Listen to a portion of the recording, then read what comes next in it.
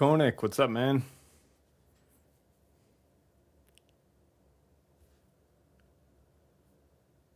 I am excited for this stream.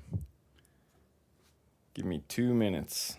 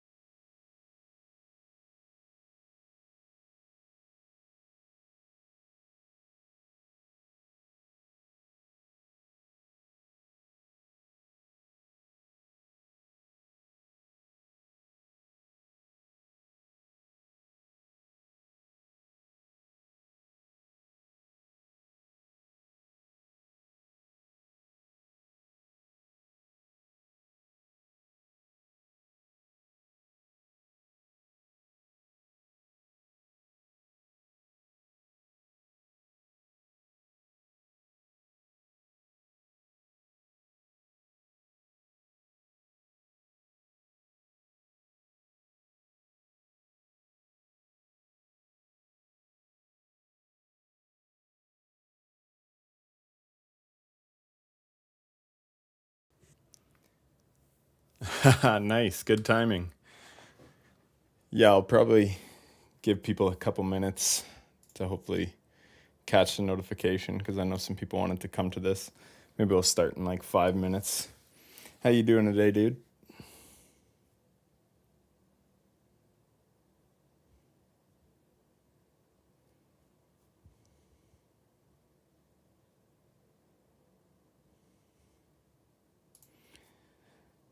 Oh, nice. A Destiny streamer is he's doing the Hollow Knight right now.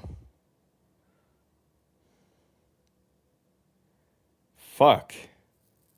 It's Sweatsicle. That's actually insane.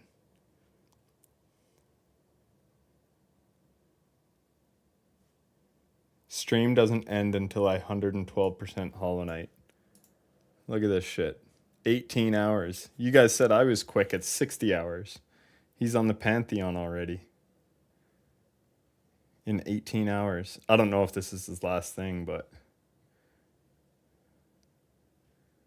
I wonder if there's a way to catch his VOD on YouTube. That's crazy. Yeah, he's on YouTube right now.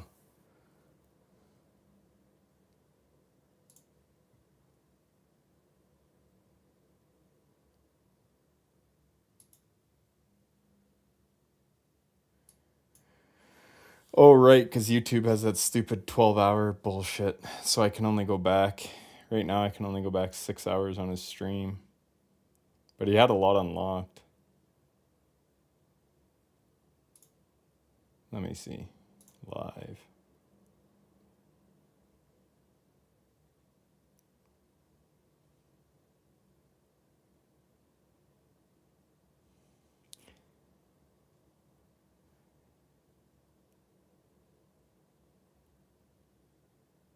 Maybe he's played the game before, I don't know. Yeah, exactly. If he's done it before, I'm sure I could do it a lot quicker if it wasn't my first time. But you're right. I did take my time and I enjoyed it thoroughly. I freaking love this game.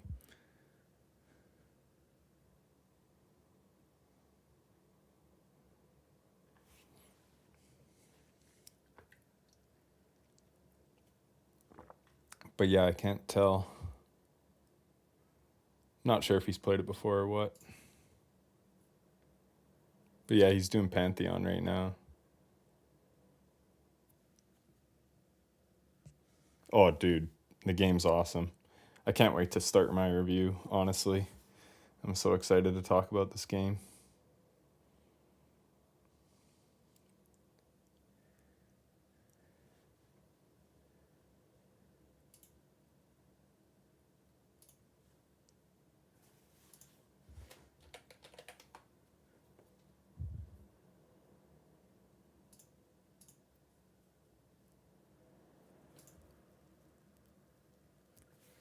Nice. Yeah, I'm hoping I have it done by Thursday, but I also want it to come out the way I want it. So it's hard to say how long it's actually going to take. But I'm excited to start writing about it and start making the video.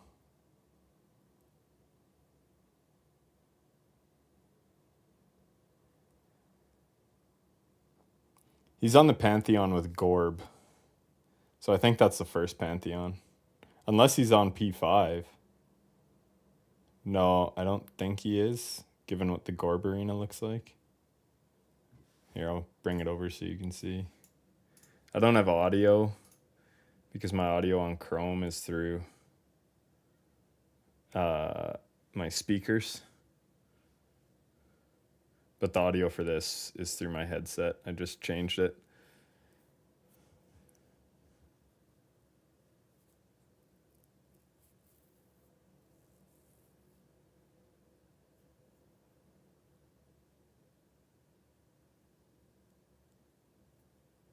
Oh, it says we could probably convince him to try P5 once. Well, I might check in on this later as well. I wonder if I have my Twitch signed in on Firefox.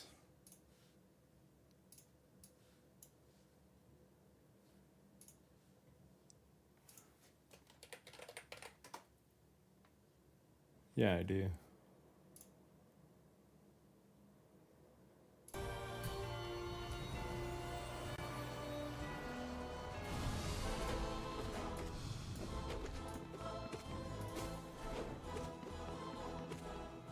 Aw, damn ads.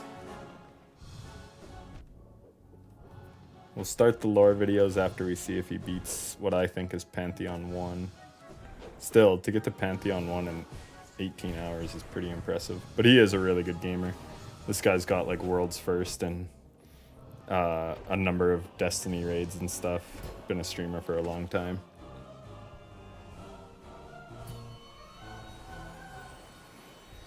Yeah, totally, Konik. There is much to talk about. But I've also been thinking of ideas. Like, I didn't sleep. I slept good last night, but the previous 2 nights, because I was just thinking about Hollow Knight and everything I want to talk about, and just so much. He struggles with this guy just like I do. This guy's freaking annoying.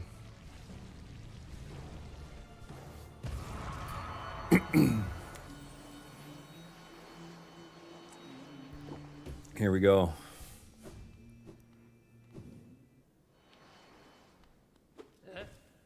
These fucking guys ruined my 1P5 attempt.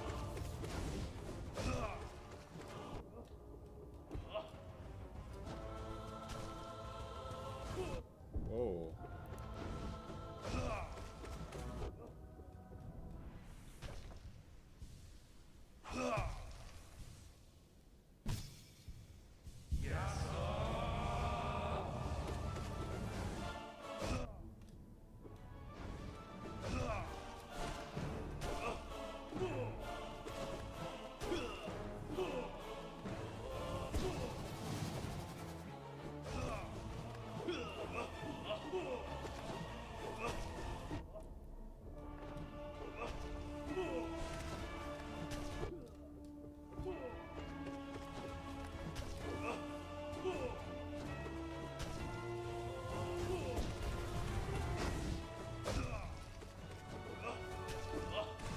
Oh yeah, he's whooping him.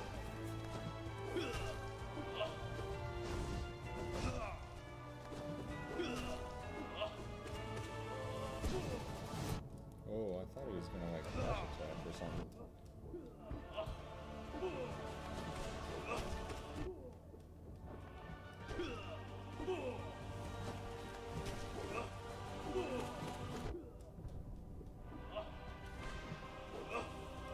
Oh, he's got one down. That's huge.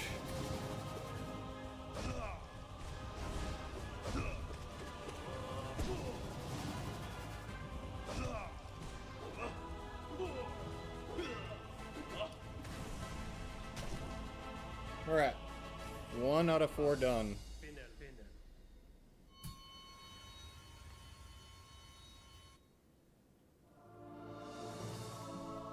Very nice. Good on him.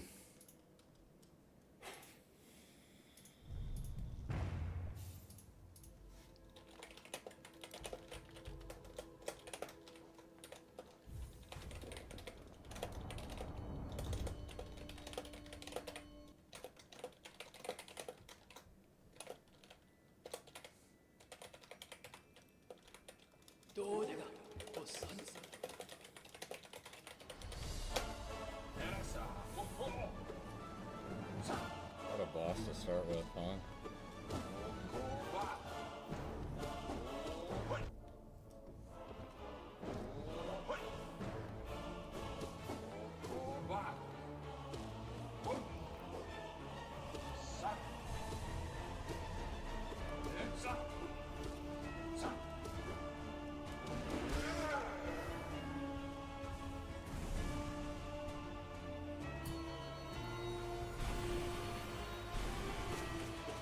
Yeah, I'm not sure. Like I said, this guy's a gamer.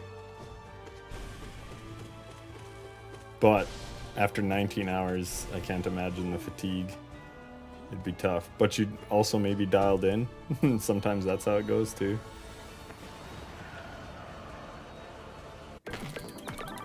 All right, let us start. Thanks, dude. Let us start the lore stream. What's up, Remy?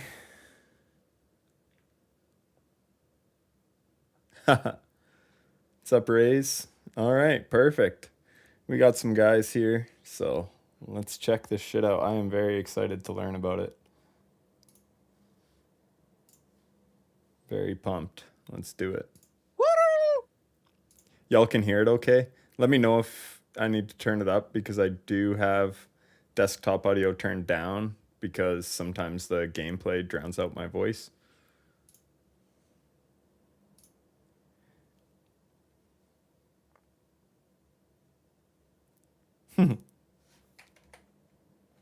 If you were to ask me, what is your favorite video game ever made? I would have to say Cory in the House for the Nintendo DS. But Hollow Knight would be a close second. Jeez. Hollow Knight was released on February 24th, 2017 by Team Cherry, an indie game studio. When was it? 24th. But Hollow Knight would be a close second. Hollow Knight was released on February 24th, 2017. Bro, this game is over 8 years old. It looks this good. My God, it stands the test of time. Holy shit. Also, I see why people were waiting so long for Silk Song, bro. I feel bad for the Hollow Knight diehards, because now that I've played it, like, I can't wait to go back and play P5 and do some other stuff. But like I said, I'm focusing on Silk Song in my review first. But this game still has so much that I would like to replay. By Team Cherry, an indie game studio based in the mythical land of Adelaide, South Australia. Over the past 3 years, Hollow Knight has become an indie darling. The game has sold over 3.5 million copies. It was the opening game at ADGQ 2019. There's a Hollow Knight book, a line of plushies, t-shirts, nicotine patches, nuclear warheads, and even vinyl records for all you goddamn hipsters. Team Cherry had one goal when making Hollow Knight. They wanted to create a world that allowed players to get completely lost in exploration. We can see this desire in Hollow Knight's design. The levels in Hollow Knight are massive, with secrets and rewards hidden in every nook and cranny, be that powerful charms, special abilities, or the game's navigation system requires the player to work for their map, forcing them to make a stronger mental image of the world in their head. Christopher Larkin's score and Ari Gibson's artwork lend to this as well, creating an atmosphere that the player won't want to leave. But there's one aspect of Hollow Knight that keeps people like me coming back: the world building. But lend to this as well. Christopher Larkin's score. This guy is much younger than I expected. He is he's got talent, dude. The frickin' OST in this game is amazing. And Ari Gibson's artwork lend to this. And this guy also, what an incredible artist. Like, Oh, well, so good. creating an atmosphere that the player won't want to leave. Fair. But there's one I look a lot older than I did in 2017 as well. I was damn good looking in 2017. aspect of Hollow Knight that keeps people like me coming back: the world building. When Super Metroid launched in 1994, it stood out for its amazing sense of immersion. Now in 1994, I was busy not being alive, but I've watched enough YouTube video essays to know that this game was a big deal. In case you didn't know, Super Metroid is basically the granddaddy of all Metroidvanias. That's why they're called Metroidvanias. Now in Super Metroid, there are moments that give the player a sense of depth. Basically the feeling that this world exists outside of Samus's interactions with it. In the room right before that diabetic crocodile thing, Samus can find the corpse of a random soldier.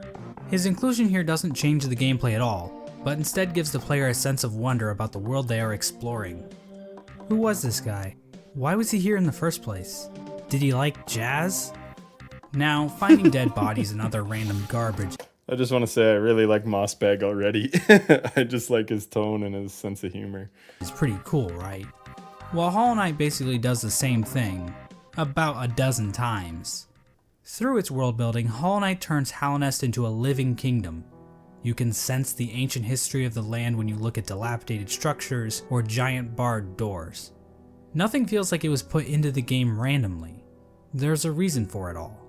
Except those reasons aren't the easiest to uncover. Hollow Knight's narrative is buried under layers of NPC dialogue, item descriptions, lore tablets, and even additional content like the Quarrel comic and Fangamer's Wanderer's Journal.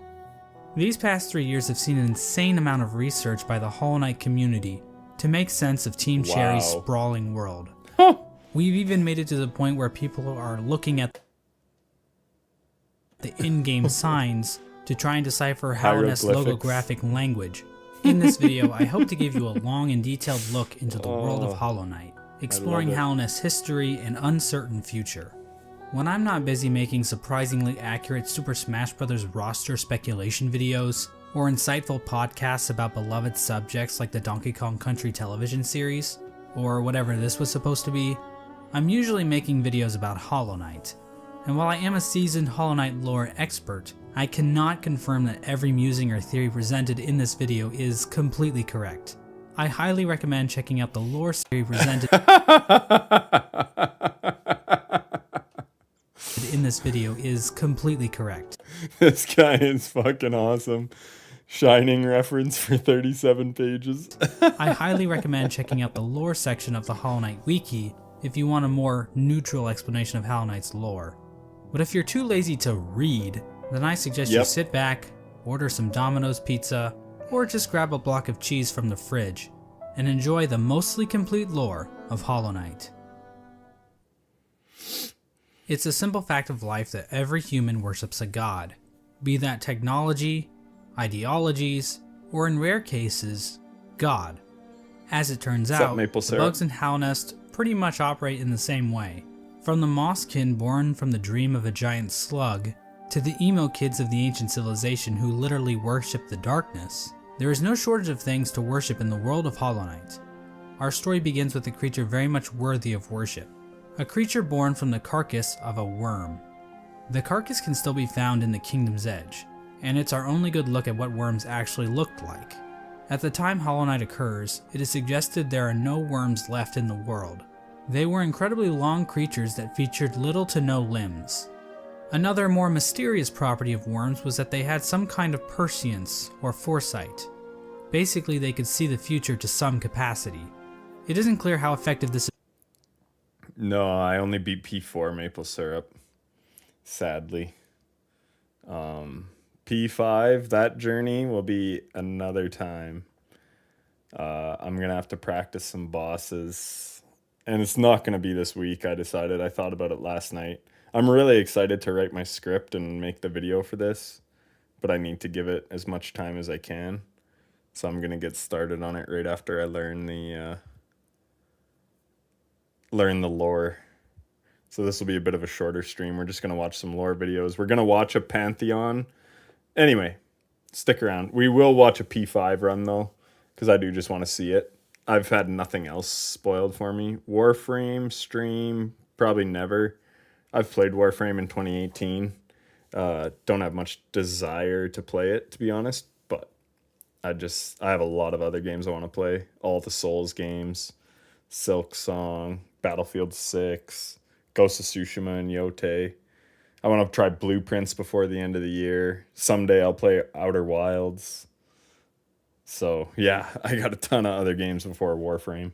Ability was. No Borderlands 4 for me. I'm kind of over looter shooters. Considering how... Sorry, so what were we saying about worms? Our story begins with a creature very much worthy of...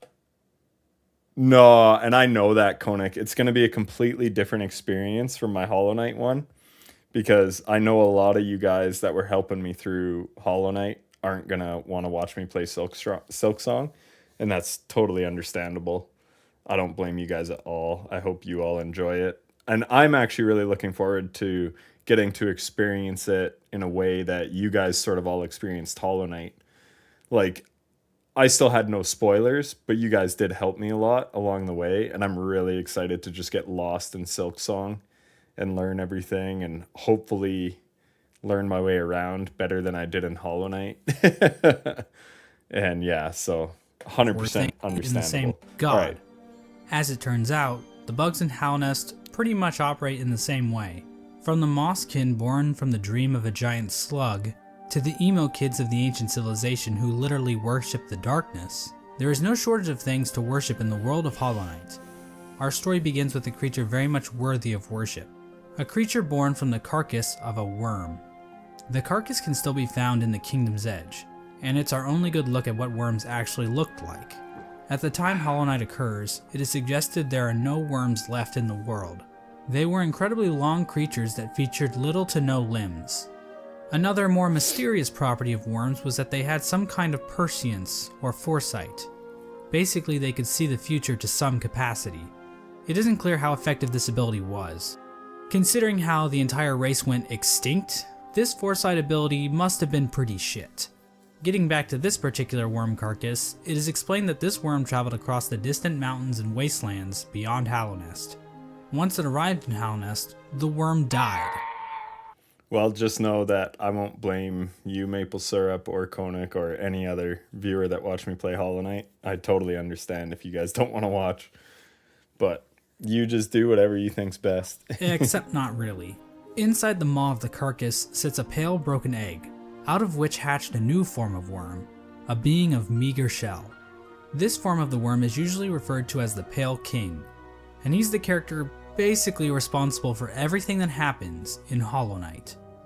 The Pale King is a higher being, a type of creature that exists above all others. His body was said to shine with a radiant visage that harmed those who looked upon him. The ultimate goal of the Pale King seemed to be in line with that of other worms. A line from the cryptic Mr. Mushroom reads, "Worms pull bugs into their thrall, till ages pass and kingdoms fall." In other words, it's just in their nature. Dogs wag their tails, cats bury their shit, and worms bring massive amounts of bugs into their service in order to form long-standing kingdoms and civilizations. And here in a far corner of the world, the Pale King emerged from the corpse of his former self and began to build his eternal kingdom, Hallownest. There's this one slight problem. There's like people already living there. The area that would eventually become Hallownest. Wow, that's a great map.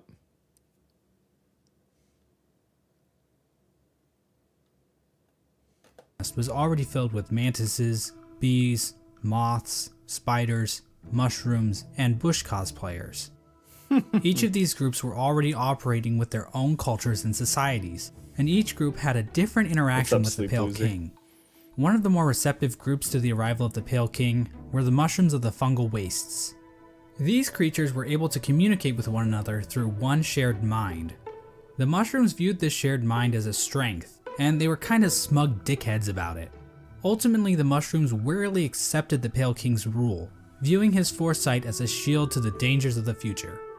Another group living in the fungal wastes is the Mantis tribe. The Mantises have a rich cultural history reaching back to long before the birth of Hallownest. The Mantises are a proud tribe, believing in the importance of proving one's physical strength. The mantises are fiercely territorial, but will show respect to those who display great power. These Fight Club enthusiasts were led by four Agreed, powerful Raze. mantis lords, who I guess just kind of sat around waiting for outsiders to challenge them. The Mantis tribe had no interest in the Pale King's kingdom, but the two communities did come to a truce. In exchange for their independence from Hallownest, the Mantis tribe kept the beasts of Deep Nest from invading Hallownest. What's up, Not Sean? sure why they didn't just go out the other exits from Deep Nest, but whatever. I'm not an expert on border patrol. I don't work at ICE anymore. Let's move on to Deep Nest. Now, many of the different tribes of Hallownest were kind enough to leave lore tablets behind, detailing pretty much everything we need to know about them. Unfortunately, the bugs of Deep Nest didn't do that. We know that the spiders of Deep Nest had a monarchy because why not? Those are always good, right? Also, within Deep Nest are a separate group of spiders that immigrated to Deep Nest at some point in the past. This group was known as the Weavers, and they established their own culture and history within Deep Nest. They used looms of silk to weave stories, spells, and shields. One thing we know for sure about Deep Nest is that they really didn't want anything to do with Hallownest. The struggles of Deep Nest-Hallownest relations would become painfully clear as time goes on, but for right now, it seems like the two remained fairly isolated from one another. Another section of pre-Hallownest includes Greenpath. Now, as far as we can tell, the mushrooms, mantises, and spiders of Deep Nest didn't worship any higher beings. There is this giant mushroom corpse in the fungal core, but I don't think this is a higher being. I mean, who the hell would want to worship a fat-ass mushroom? Fat-ass slugs? Now that's dope. The land we know as Greenpath was created by the higher being known as Un. Un used her great mind to dream the vegetation of Greenpath into the once barren caverns. Un's followers, the Mosskin, were also born out of Un's dream, making her their creator. Greenpath at its height was actually much larger than we see in game. At one point, Greenpath stretched into both modern-day Queen's Garden and possibly Fog Canyon. Greenpath's citizens showed themselves to be a fairly developed society. They built a temple at the Lake of Un in order to worship her, and they even had their own line of defense, with Moss Knights showing proficiency in combat, using nails and shells as weapons. The Law of Un continued to remain in effect even after the Pale King arrived, but it seems like they allowed the king to establish a road through their lands, leading travelers to the heart of Hallownest. Hence the name Greenpath. Yeah, Team Cherry really racked their brains when naming this area, didn't they? Next, we have the bees. And while there is no lore on how these bees can turn into fucking drills, or how they can ignore all known laws of aviation, we do know how they reacted to the Pale King. These bugs decided to seal their hive off from the rest of the world, with only patrol bees being able to enter and exit the hive. So yeah, the bees are pretty much pointless in this story. And finally we have the Moth tribe. In-game, the only moth settlement is in the Resting Grounds, but the tribe might have also inhabited the Crystal Peak at one point.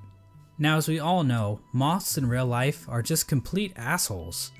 As for the moths in Hollow Knight, well, it's a bit complicated.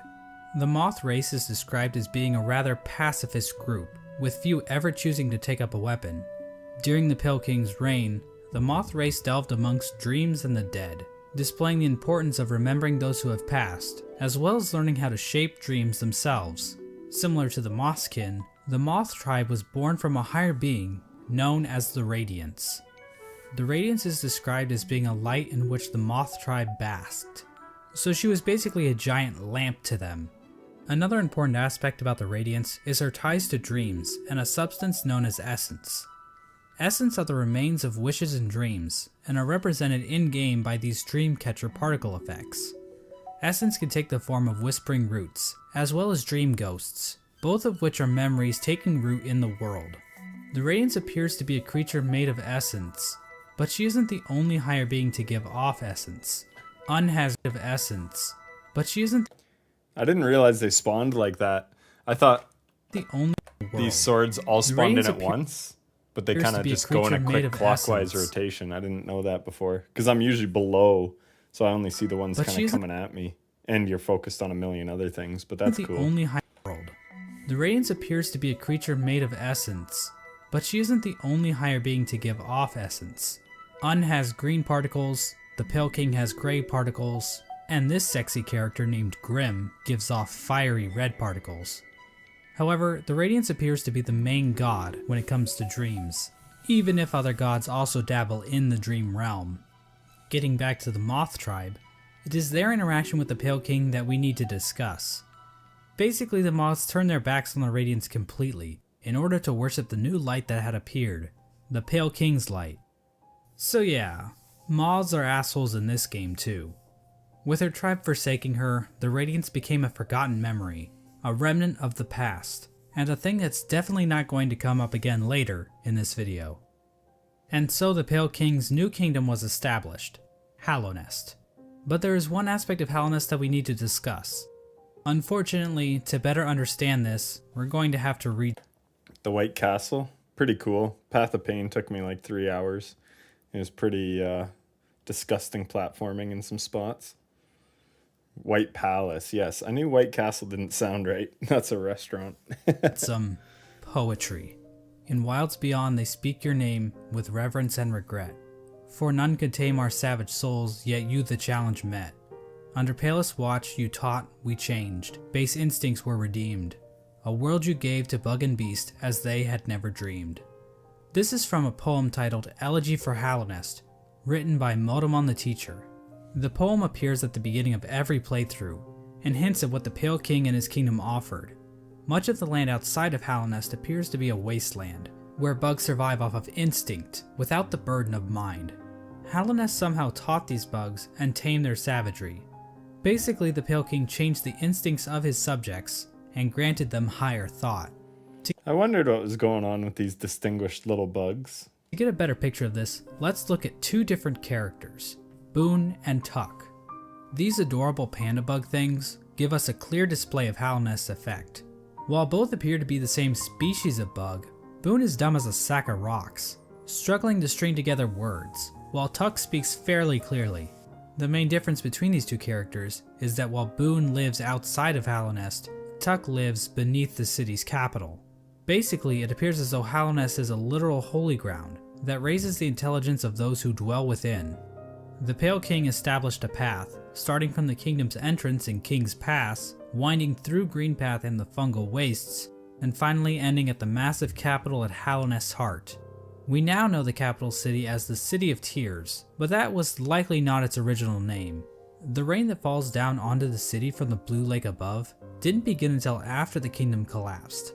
So unless the capital was originally named by some edgy literature student, the name City of Tears wouldn't have made much sense.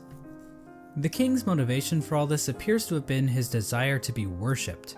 The citizens of Hallownest believe that the Pale King created the world and everything in it. Shrines to the king can be found scattered throughout the kingdom, and king's idols were created and distributed to followers of the king. Despite the worship, the Pale King often kept himself hidden from his subjects, possibly to hide his blemishes. I mean, if you look at the size of the real Pale King to his statue in the ancient basin, the man is clearly overcompensating. The Pale King's White Palace was also built underneath the city, separating him from his subjects even more so. At the same time, certain powers became shunned in Hallownest, though we don't know for sure if the Pale King had anything to do with this. Lifeblood is a blue liquidy substance that leaves those who drink it feeling refreshed. However, the use of lifeblood was seen as a taboo, and those who used it were demonized as heretics. The use of soul for combat was also shunned. Soul is a sort of life force in Hollow Knight that animates the bodies of living creatures. But some characters are able to control the soul of others to conjure powerful spirits. But aside from a few exceptions, no citizens of Hallownest ever used this power. However, the Pale King didn't rule alone. There was another higher being in the mix, a being known as the White Lady. The White Lady is a weird brute-like being that can be found in the modern-day Queen's Gardens. She is encased in a strange cocoon, and we know very little about her. With as much exposition we get for the Pale King, there is next to nothing on the White Lady. But one thing we do know is that she likes to breed. Like, a lot. The White Lady would often retreat to the Queen's Gardens, an area of land once controlled by Thanks for the follow, Cardophilus. the Mosskin. How exactly she walked around and actually went places is a lore question too deep for even my expertise. The White Lady is also known as a pale being, along with the Pale King. What exactly are pale beings? Well, we don't know for sure, but they seem to stand out even amongst higher beings as being even more powerful. I know that's a little confusing, so let's try using an example.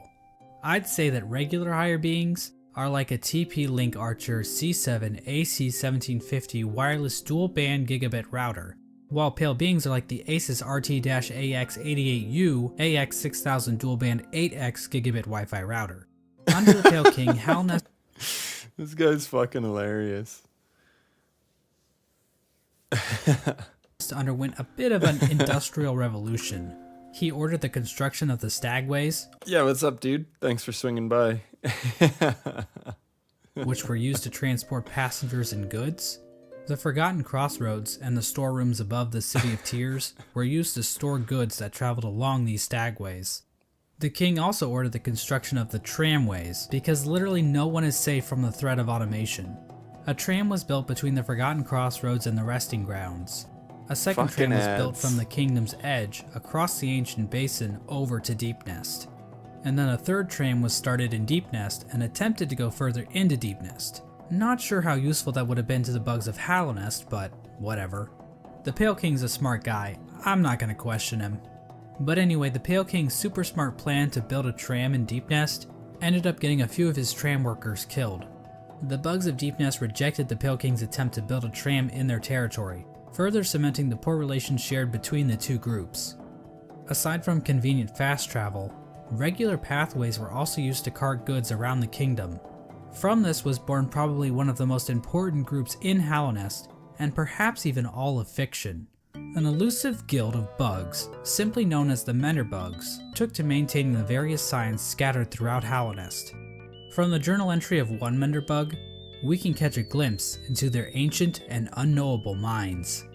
Dear, dear diary, isn't life just the most beautiful thing? Fixing signs, mending posts, let them break, I say. I'm a better mender for all that repairing. I sometimes doubt there's a single bug in all of Hallownest happier than me. Another example of the Pale King's expanding it. Goddamn Twitch. Speaking of ad blockers, I've noticed I was at some friends this summer and we were just watching some YouTube on his TV, and the ads are like 90 seconds long if you just watch YouTube on TV. Yet, yeah, usually on mobile, they're like 10 to 15 second unskippable ones, or like 5 seconds and you can skip. I noticed the TV ones on YouTube are like freaking a minute long.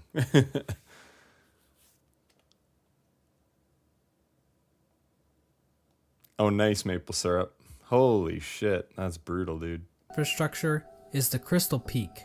This area is filled with crystals that grow rapidly along walls, ceilings, and even the shells of certain bugs. Oh, totally. These crystals were considered valuable to the bugs of Hallownest, resulting I love this bug. in large-scale Or maybe it's not this one, but the one that sings while they're pickaxing. mining efforts. We don't actually see the crystals used anywhere else in Hallownest, but they are said to contain a sort of energy. The crystals are also said to sing if you listen very carefully. Yeah, Mila.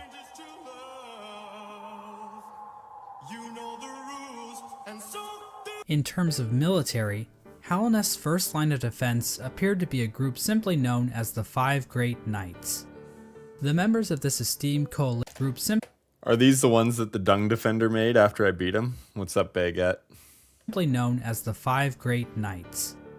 The members of this esteemed coalition were Ogrim, Hagamol, Zamir, Drya, and Isma. For being so important, most of the information about these knights has been lost to time. Ogrim is the knight we know the most about, since he is one of the few knights still alive during the events of the game. Ogrim expressed a great amount of loyalty towards the king, and he maybe had something going on with Isma, but we really don't know. Hagamol was known for his sense of humor and his soft-spoken voice, but at the same time, he was also dummy thick. Mysterious Samir arrived in Hallownest from a serene land, bringing with her a collection of delicate flowers. At some point, she also got into a relationship with a mantis, but not just any mantis, a daughter of one of the mantis lords. So yeah, it seems like these great knights were slaying in more ways than one. All we really know about Drya is that she was fierce, caring, and wise. As for Isma, she was described as being kind. She also appears to be some sort of weird plant life form, but there's no information on where she's from or what her powers were. The Five Great Knights play an important role in the Champion's Call, the Knotted Grove, and the Battle of the Blackworm. We have no idea what these events were or how they affected Hallownest, but they sound cool nonetheless. During Hallownest's reign, there was another strange area that seemed to exist separate from the Pale King's rule. Carved out of the corpse of an ancient bug, an area called the Colosseum of Fools was constructed, and it was a destination for warriors from outside Hallownest. The sole purpose for fighting in the Colosseum appeared to be simply for glory, with a mysterious figure known as the Lord Fool overseeing the combat. We don't know when the Colosseum was constructed or if the Pale King was involved, but one of his servants, the Pale Lurker, became a champion in the Colosseum, perhaps indicating the Pale King's approval. And finally, there was the Royal Waterways, where the fecal excrement of the kingdom was washed out into the fungal wastes. This area saw the rise of a species of parasite-like creatures called the Flukes. The Flukes spawned from the Flukemarm, a giant monster with cavities in which tinier Flukes live. There really isn't too much lore involved with the Flukes, but I do need to point out that the Flukemarm is canonically a MILF. Like, that's not even debatable. The sky is blue, 2 + 2 = 4, and we all want to fuck this thing. And so this was the kingdom of Hallownest at its height. Hallownest was a vast kingdom connected by a network of stagways and tram stations. The bugs of Hallownest mourned their dead on the resting grounds, engaged in commerce using Geo, the de facto Question, this background song, which one is this one called? mourned their dead on the resting grounds, engaged in commerce using Geo, the de facto currency of the region, and a thriving capital located in the middle of the kingdom. City of Tears, thank you.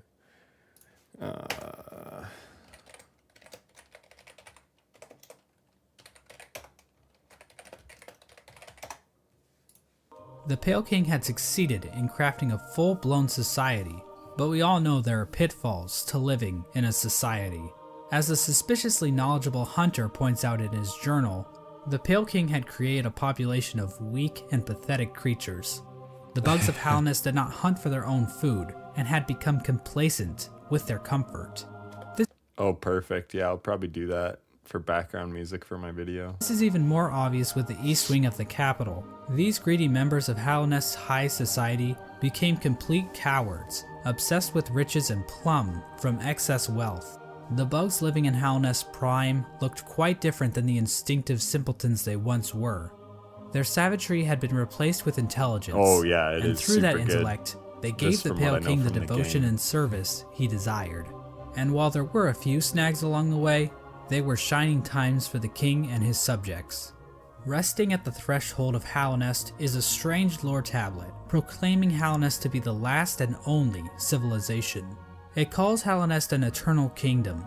This appears to have been the Pale King's goal, for Hallownest to stand against a wasted world as a final beacon for civilization.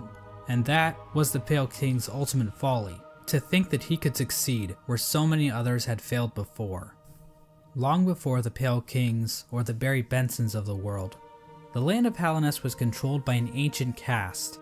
Hints of Hallownest's history are littered throughout the land, with the most notable examples being the soul totems and arcane eggs. One sect of these ancient bugs didn't worship a god like the Pale King or any lord, but instead a dark and mysterious substance known as the Void. This ancient caste once also tried to lay claim to the entire land of Hallownest, but they too failed. In his quest to conquer all of Hallownest, the Pale King had made an enemy long forgotten, an enemy that was about to be remembered. I mentioned earlier that the Moth tribe entirely forgot about the Radiants in order to worship the Pale King, but that isn't quite true. Memories of her still lingered, and hushed whispers of faith kept the Radiants alive. At the summit of the Crystal Peak, a location known as Hallownest Crown, a strange collection of glyphs can be found. Joining these glyphs is a statue of the Radiants, presiding over the kingdom below. This old summit is the sole standing shrine left to the Radiants. This was built in order to keep the memory of the Radiants alive. The Radiants' light began to appear in the dreams of Hallownest citizens. Sorry, I was reading Sleep Loser's comment. Yeah, I gotta play Hades at Five. some point, but I kind of At the summit of the Crystal Peak, a location known as Hallownest Crown, a strange collection of glyphs can be found. Joining these glyphs is a statue of the Radiance, presiding over the kingdom below. This old summit is the sole standing shrine left to the Radiance. This was built in order to keep the memory of the Radiance alive. The Radiance's light began to appear in the dreams of Hallownest citizens. This light manifested itself in an infection that ravaged through the kingdom's tunnels. Those infected would fall into a deep sleep and awaken with broken minds. Some of the lesser bugs tried to resist the Radiance's light, which only resulted in them being consumed by it even more so. Many infected bugs lost their wills and began attacking bugs that weren't infected. The infection also twisted the bodies of its hosts, causing them to bloat and occasionally develop orange cysts on their bodies. For many victims, they were reverted back to their basic instincts, carrying out the duties they once fulfilled in life, but now as mindless slaves. Those caught up in the infection were linked into the which I think I missed what caused the infection. Radiance's light began to appear in the dreams of Hallownest citizens. This light manifested itself in an infection that So it was in dreams? ravaged through the citizens alive. The Radiance's light began to appear in the dreams of Hallownest citizens. So the Radiance's light started. This going light into their manifested dreams. itself in an infection that ravaged through the kingdom's tunnels. Those infected would fall into a deep sleep and awaken with broken minds. Some of the lesser bugs tried to resist the Radiance's light, which only resulted in them being consumed by it even more so. Many infected bugs lost their wills Okay, yeah. and began attacking bugs that weren't infected. The infection also twisted the bodies of its hosts, causing them to bloat and occasionally develop orange cysts on their bodies. For many victims, they were reverted back to their basic instincts, carrying out the duties they once fulfilled in life, but now as mindless slaves. Those caught up in the infection were linked into the Radiance's hive mind, allowing her to control their bodies if needed. As the infection spread across Hallownest, many groups looked to solutions to fight off the Radiance's light. The gates to the City of Tears were closed in an attempt to keep the infection from reaching the city. The stagways were also shut down at some point, and many of the stags eventually died out, but some took more proactive efforts against the infection. The scholars of the Soul Sanctum decided to harness the power of Soul in an attempt to fight the infection. This Crazy. So that's why there's all those soul lanterns. resulted in the deaths of hundreds of bugs, whose souls were sucked out and injected into the bodies of the scholars. Their goal was to achieve some kind of pure focus, which would somehow protect them from plagues of the mind. The scholars' leader, the Soul Master, was driven mad by the sheer power of Soul, and his entire sect failed to avoid infection. But hey, at least they took as many innocent people down with them as they could. The Mantis tribe, showing a stronger will than the common bug, were able to stave off the infection. However, one of the 4 Mantis lords turned against his sisters. I been wondering why it was called the Traitor Lord. He and his followers took in the infection willingly, as it gave them more strength and courage. At some point during all this, the Traitor Lord and his followers were exiled from the Mantis village, eventually taking up residence in the Queen's Gardens. The Traitor Lord's daughter ended up dying at some point. This is the same Mantis that was in a relationship with Zamir, one of the 5 Great Knights, but the Mantises rejected their union because of Zamir's outsideness. As a gamer, this type of prejudice is all too familiar, and honestly, it makes me sick. With the 5 Great Knights completely useless to fight against the infection, the Pale King devised his own scheme. A scheme involving a strange substance known as Void. As I mentioned earlier, the Pale King's White Palace was built in an area called the Ancient Basin, but his castle wasn't the only noteworthy thing down there. At the bottom of the Ancient Basin was the entrance to a pit known as the Abyss. Within the Abyss was a lake composed of void. The Pale King realized that this void could be given form, as evidenced by an imprint of such deep within the Abyss, possibly left there by the ancient civilization that predated Hallownest. The Pale King devised a workshop in his palace, where he placed void in armor shells imbued with soul, creating servants known as King's Molds and Wing Molds. These void creatures were somehow imprinted with the desire of the Pale King, so that they would serve him. It isn't clear when the Pale King started making these creatures. There is evidence to imply that even common bugs were aware of King's molds, but the point is, the Pale King turned to the void in order to create another creature, one that he believed could contain the Radiance and her infection. He tried to create a pure vessel. The Radiance's infection needs its host to have a will and a mind in order to enslave it. A pure vessel would be a creature made of void designed to lack those features. The Pale King believed that by harnessing the void inside a pure vessel, he would be able to stop the infection and keep Hallownest lasting eternal. But his method for creating this The Pale King believed that by harnessing the void inside a pure vessel, he would be able to stop the infection and keep Hallownest lasting eternal. But his method for creating this so-called pure vessel was incredibly cruel. This is where the White Lady and her King Kong-sized libido come into play. These two higher beings engaged in a union of some kind, resulting in the creation of several eggs that were dropped down into the abyss. There, the void seeped into these eggs, corrupting the offspring of the Pale King and the White Lady. This act resulted in the creation of the vessels. The vessels are not technically considered to be alive. They are shells created from the Pale King and White Lady that have been filled with the void. Within each vessel is a shade, a completely void being hidden behind the face of the vessel. Vessels are also non-gendered, I guess because they're dead or something? I'm not sure if that's how that works, but whatever. I'm not an expert on these kinds of things. I don't work at ICE anymore. Thousands of vessels were created during this process, but only one was chosen as the pure vessel.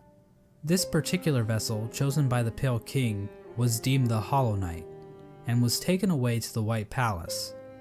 But I want to take a bit of a closer look at this part of the story. There are a number of questions and theories surrounding this moment that I really want to dig into. The big question surrounding this moment is, why was the Hollow Knight chosen over any other vessel? One common theory is that the Pale King took these vessels back to the White Palace and evaluated them using his giant collection of buzzsaws. This theory is probably the least likely explanation. It kinda exists just to explain the buzzsaws, which is quite the mystery, I'll admit, but doesn't really mesh with the vessels very well.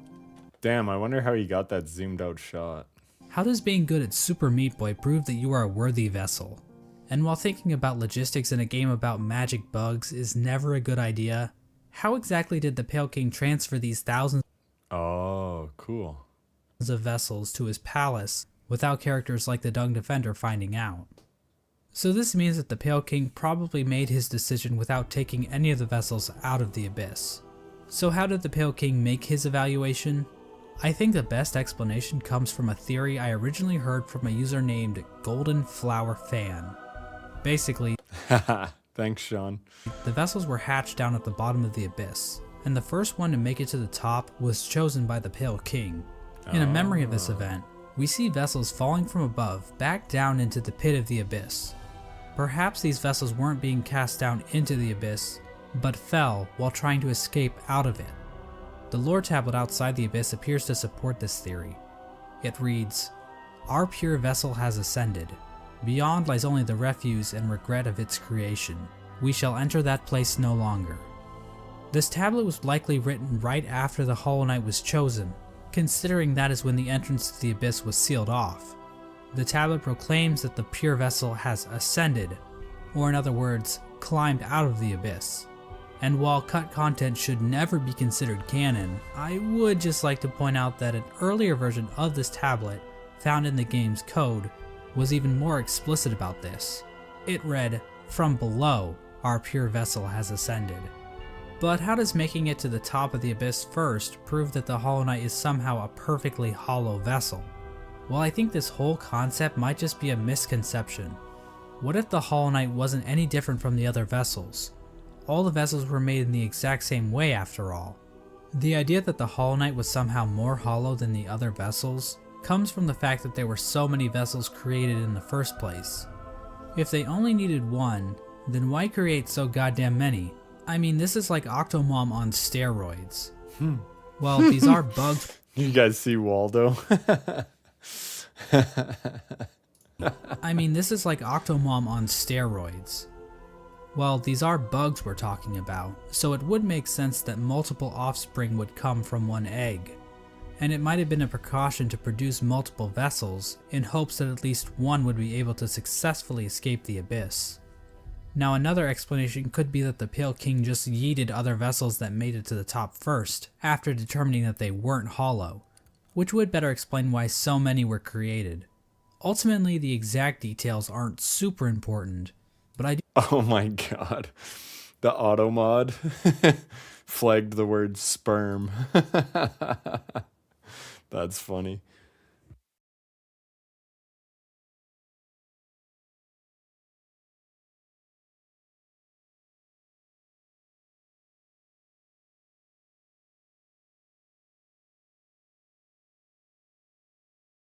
first, after determining that they weren't hollow, which would better explain why so many were created.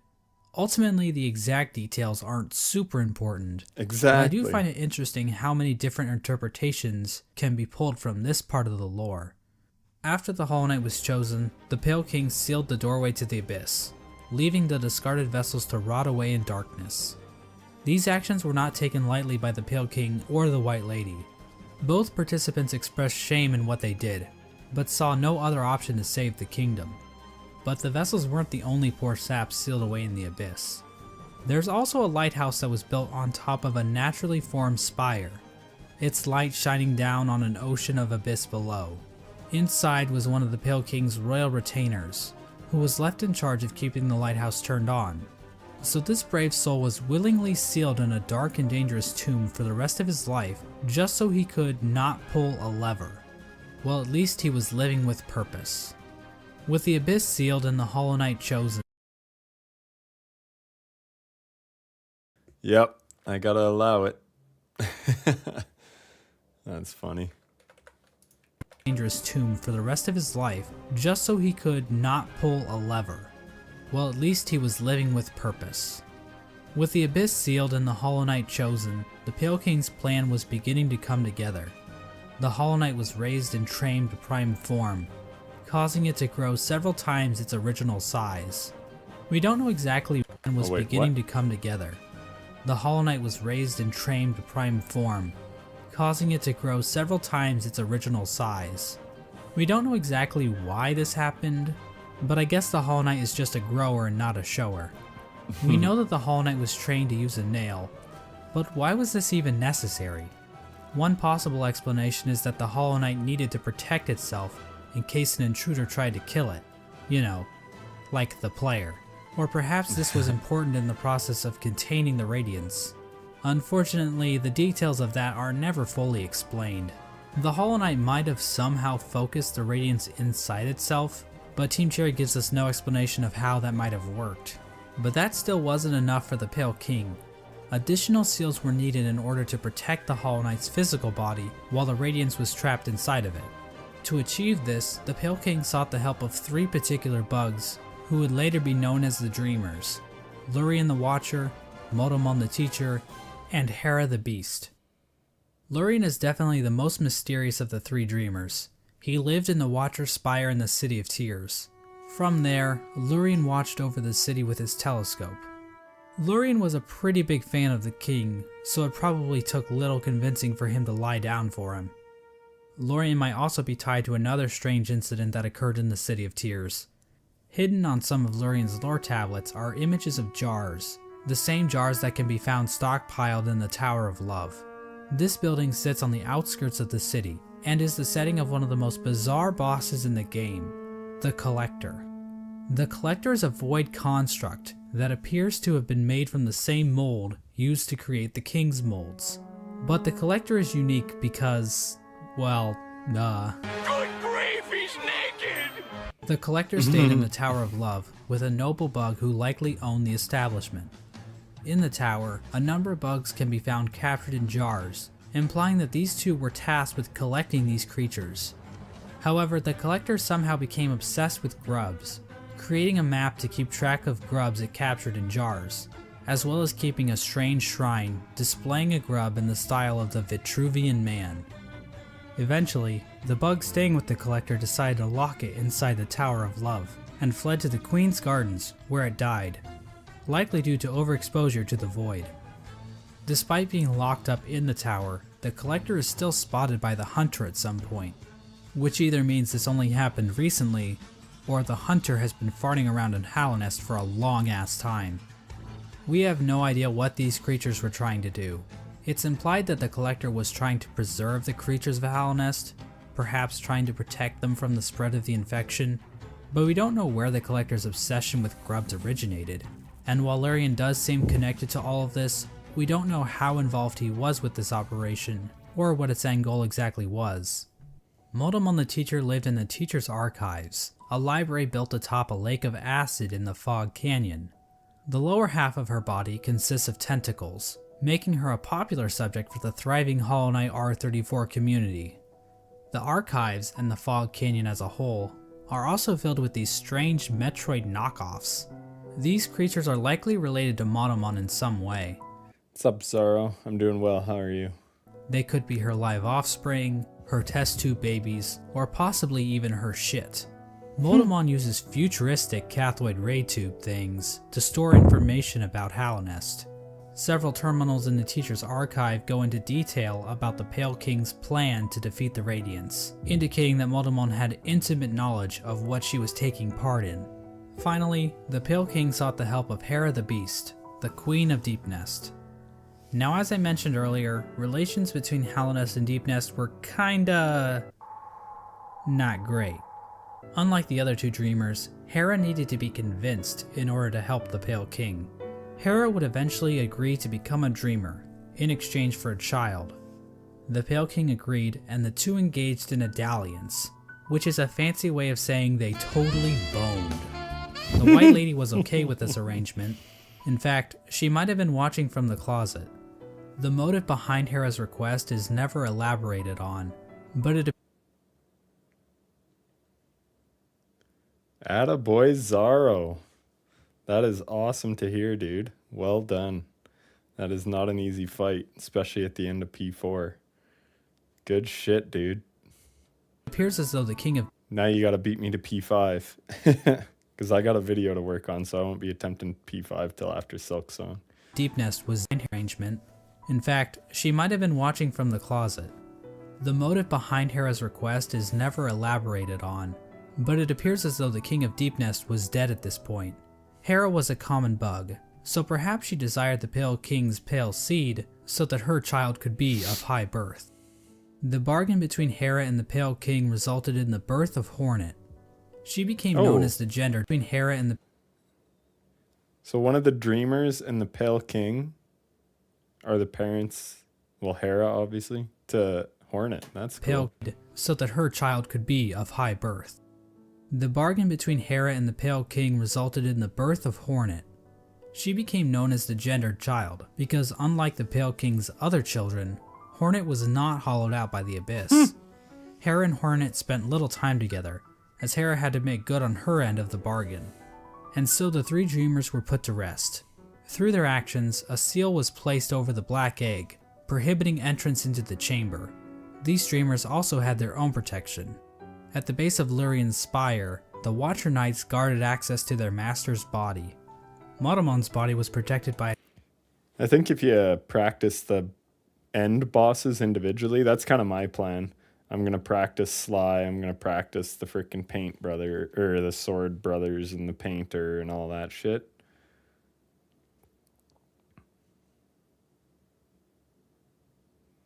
If I had beaten Hornet in the second fight before getting to Hera. Cool. a giant jellyfish named Umu. On top of this, Motomon entrusted her servant Quirrell with a mask which would be required to break in a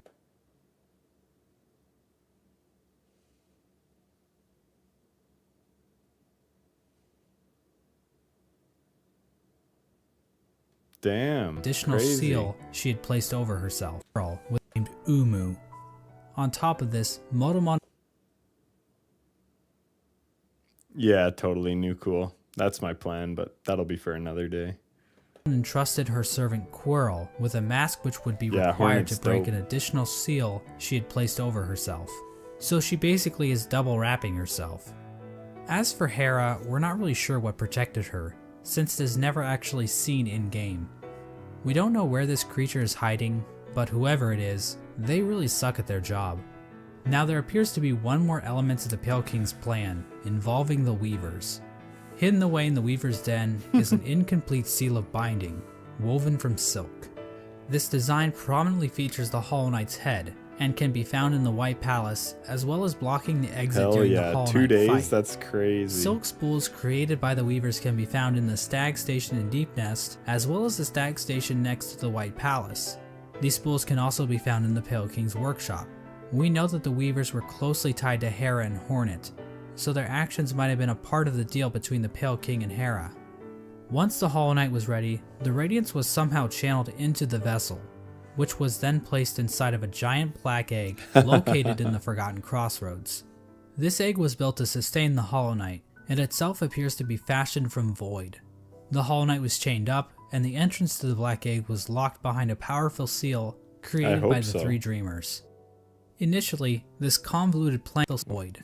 The Hollow Knight was chained up, and the entrance to the black egg was locked behind a powerful seal created by the Three Dreamers. Initially, this convoluted plan actually worked, and the infection was successfully contained. Memorials to the Hollow Knight and the Dreamers were erected in the City of Tears and the Resting Grounds. But this is the part of the story where things get a little bit hazy. By the time these statues were constructed, citizens had taken to writing on parchment woven from spider silk, which was all destroyed when water started pouring down on. Hold on, I'm just gonna make a couple notes.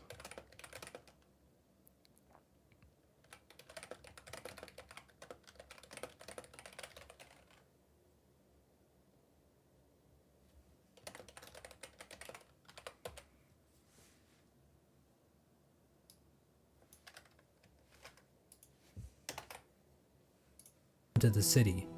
We don't know how long the Hollow Knight was able to completely contain the infection. Bugs from Dirtmouth used to go to the Temple of the Black Egg to pray, saying they felt at peace within the walls. But after a while, they stopped going, perhaps indicating that the infection was beginning to leak out again.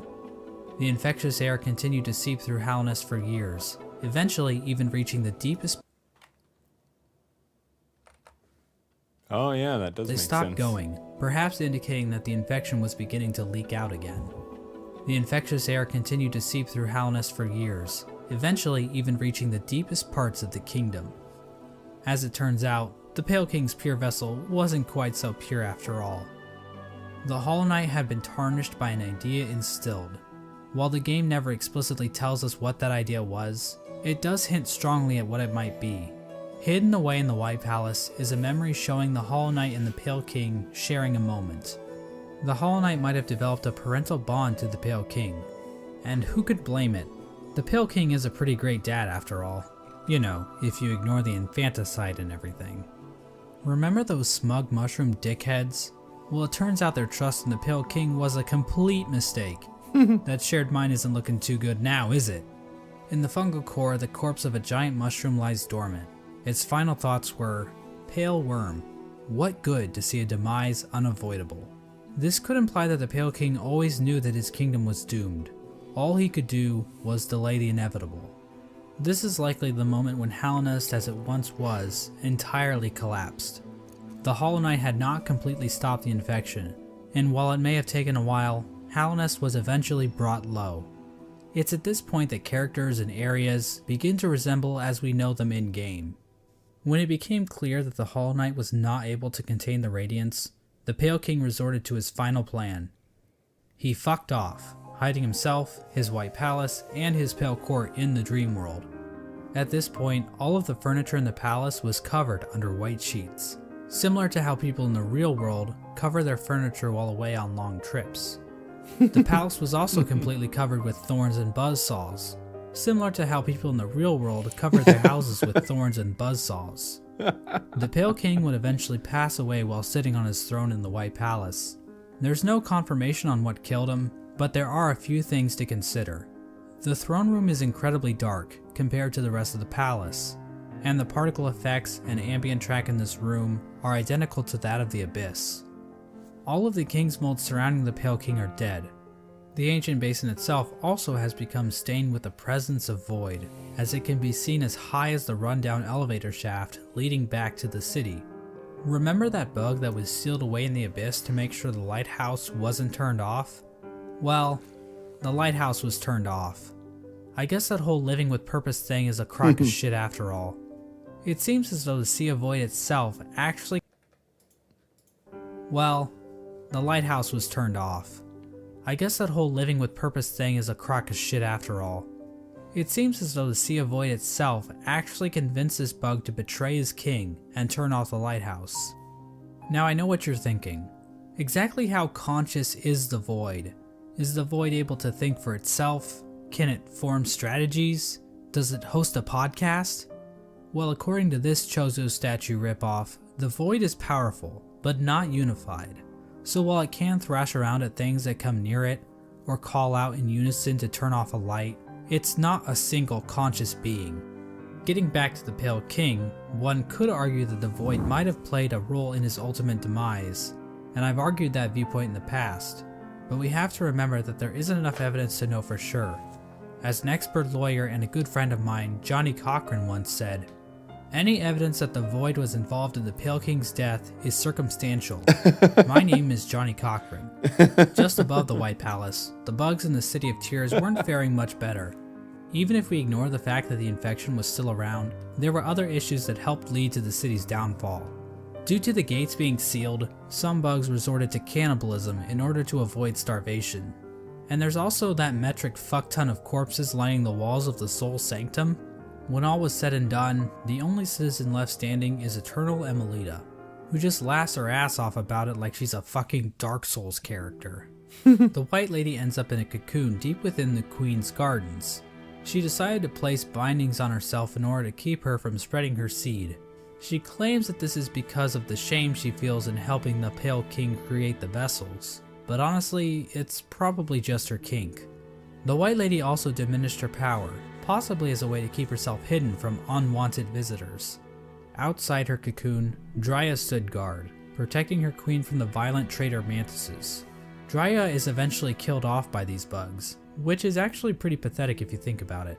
I mean, we're talking like the Netgear WPN824N N150 wireless router pathetic. Speaking of great knights dying pathetically, let's move on to Hagemul. Hagemul held the city crest, a key used to open one of the gates to the City of Tears. At some point, Hagemul's armor shell was stolen by a maggot. Now, maggots were generally looked down upon and forced to do menial labor. They were incredibly weak, and basically deserved all of the discrimination they got. But this one maggot decided to turn the tide, so he stole Hagemul's shell so that he could defend his downtrodden brothers. His actions weren't motivated by the infection, but instead was the result of how hierarchical caste systems will always lead to revolution from the working class, and that true freedom can only be achieved, blah blah blah, capitalism is bad, subscribe to my Patreon. Ogrim moved to the Royal Waterways, capitalism is bad, subscribe to my Patreon. Ogrim moved to the Royal Waterways and started living in shit, changing his name to Dung Defender. Now, I love wallowing in shit as much as the next guy, but you'd have to really love shit to put up with living with the flukes. The Dung Defender kept an unwavering sense of duty and loyalty to the king, and love for his fellow knights, so much so that he made shit statues of them. How nice. Ogrim acted as the defender of the pipeways, as well as Isma's Grove. A section of the Royal Waterways became filled with acid, and in the middle of it all rests Isma's corpse, which has been overcome by plant life. Isma is likely the one responsible for this acid blight, but we have no idea what happened to her. Hornet's whereabouts during this time are fairly mysterious. We know that she departed Deep Nest and didn't return until the events of the game. At some point, she took to guarding Halnest from intruding warriors, as well as the cast-off shell in the Kingdom's Edge. Despite the Kingdom's woes at large, fortunately this fate did not befall one of the fandom's favorite characters. The Menderbugs continued to fix the broken signs and wayposts of Halnest. From a diary entry, we can see that one Menderbug in particular had found himself on the precipice of a long and loving relationship. Hello again, diary. Not long now until the next Minder Bash. For us stealthy types, we're a riotous bunch when we get together, and Minderberry kept flashing me that smile. It might be time to muster my courage and act on it. I love my home and my life, but sharing it with another? Why, that'd be the berry on top. Greenpath also underwent some changes during this time. The Mosskin were waiting for Un's call, which would bring them back into the dream they were originally born from. But for some reason, Un's strength deteriorated. We don't know why this happened exactly. Was it due to the White Lady claiming part of her kingdom? Was it somehow due to the infection? Some Mosskin believe that Un went into hiding, but it appears as though Un is, in fact, calling to her children. But many of the Mosskin are unable to hear her call. Instead, many Mosskin seem to have taken the Radiance's infection into their leaves, which might explain why Greenpath became overgrown with vegetation despite Un's deteriorating powers. Mossy Vagabonds even openly chose to forsake Un and worship the Radiance. Another tribe to be screwed over by the Radiance is the Hive, which fell to the infection after the death of their leader, Hive Queen Vespa. But it appears as though this had little effect on their civilization. The Radiance's hive mind was already familiar to the bees, since the hive probably operated under something similar already. So in other words, the hive probably made out the best in this whole situation. Let's turn our attention back to the moths. After all, it's their god that keeps killing everybody. Well, the moth tribe didn't fare too well actually, as pretty much the entire tribe died out. The only known survivor is the seer. Despite the loss of her tribe, the seer continued to tend to the graves in the resting grounds, while also waiting the arrival of the wielder, a mysterious being that her tribe has dreamt of for a while. In the Kingdom's Edge, the land became covered in ash melting off of the worm's decomposing corpse. The Colosseum of Fools continued to thrive. The Lord Fool waited Sorry, their I gotta go something back a similar bit. My to mom hide had just and worship texted me. powers. Sorry about that. One sec.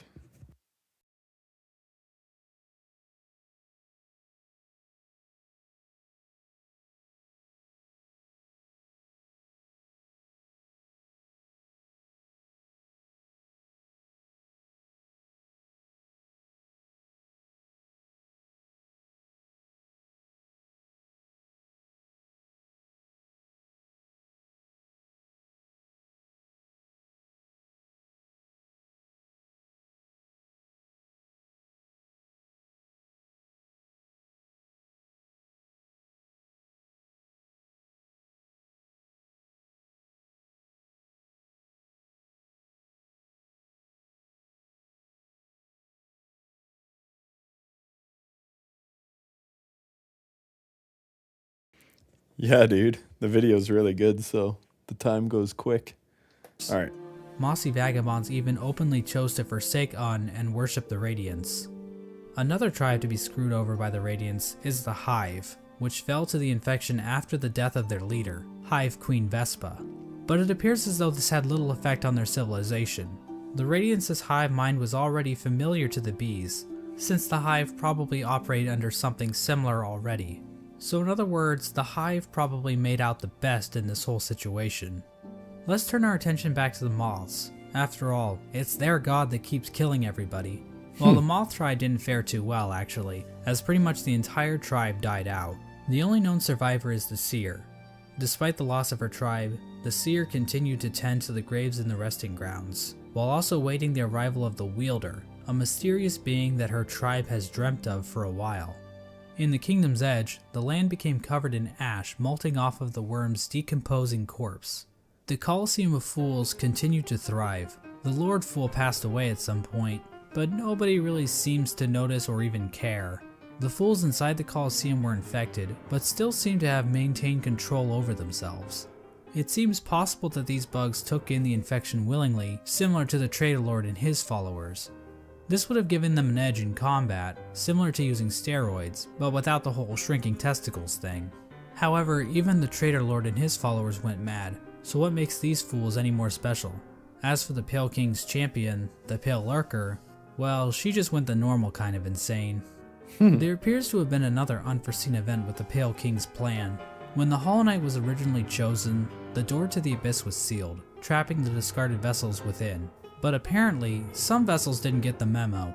Vessel corpses can be found littered throughout the kingdom. There's one in the Ancient Basin, one in Greenpath, and several trapped in Nosk's lair in Deep Nest.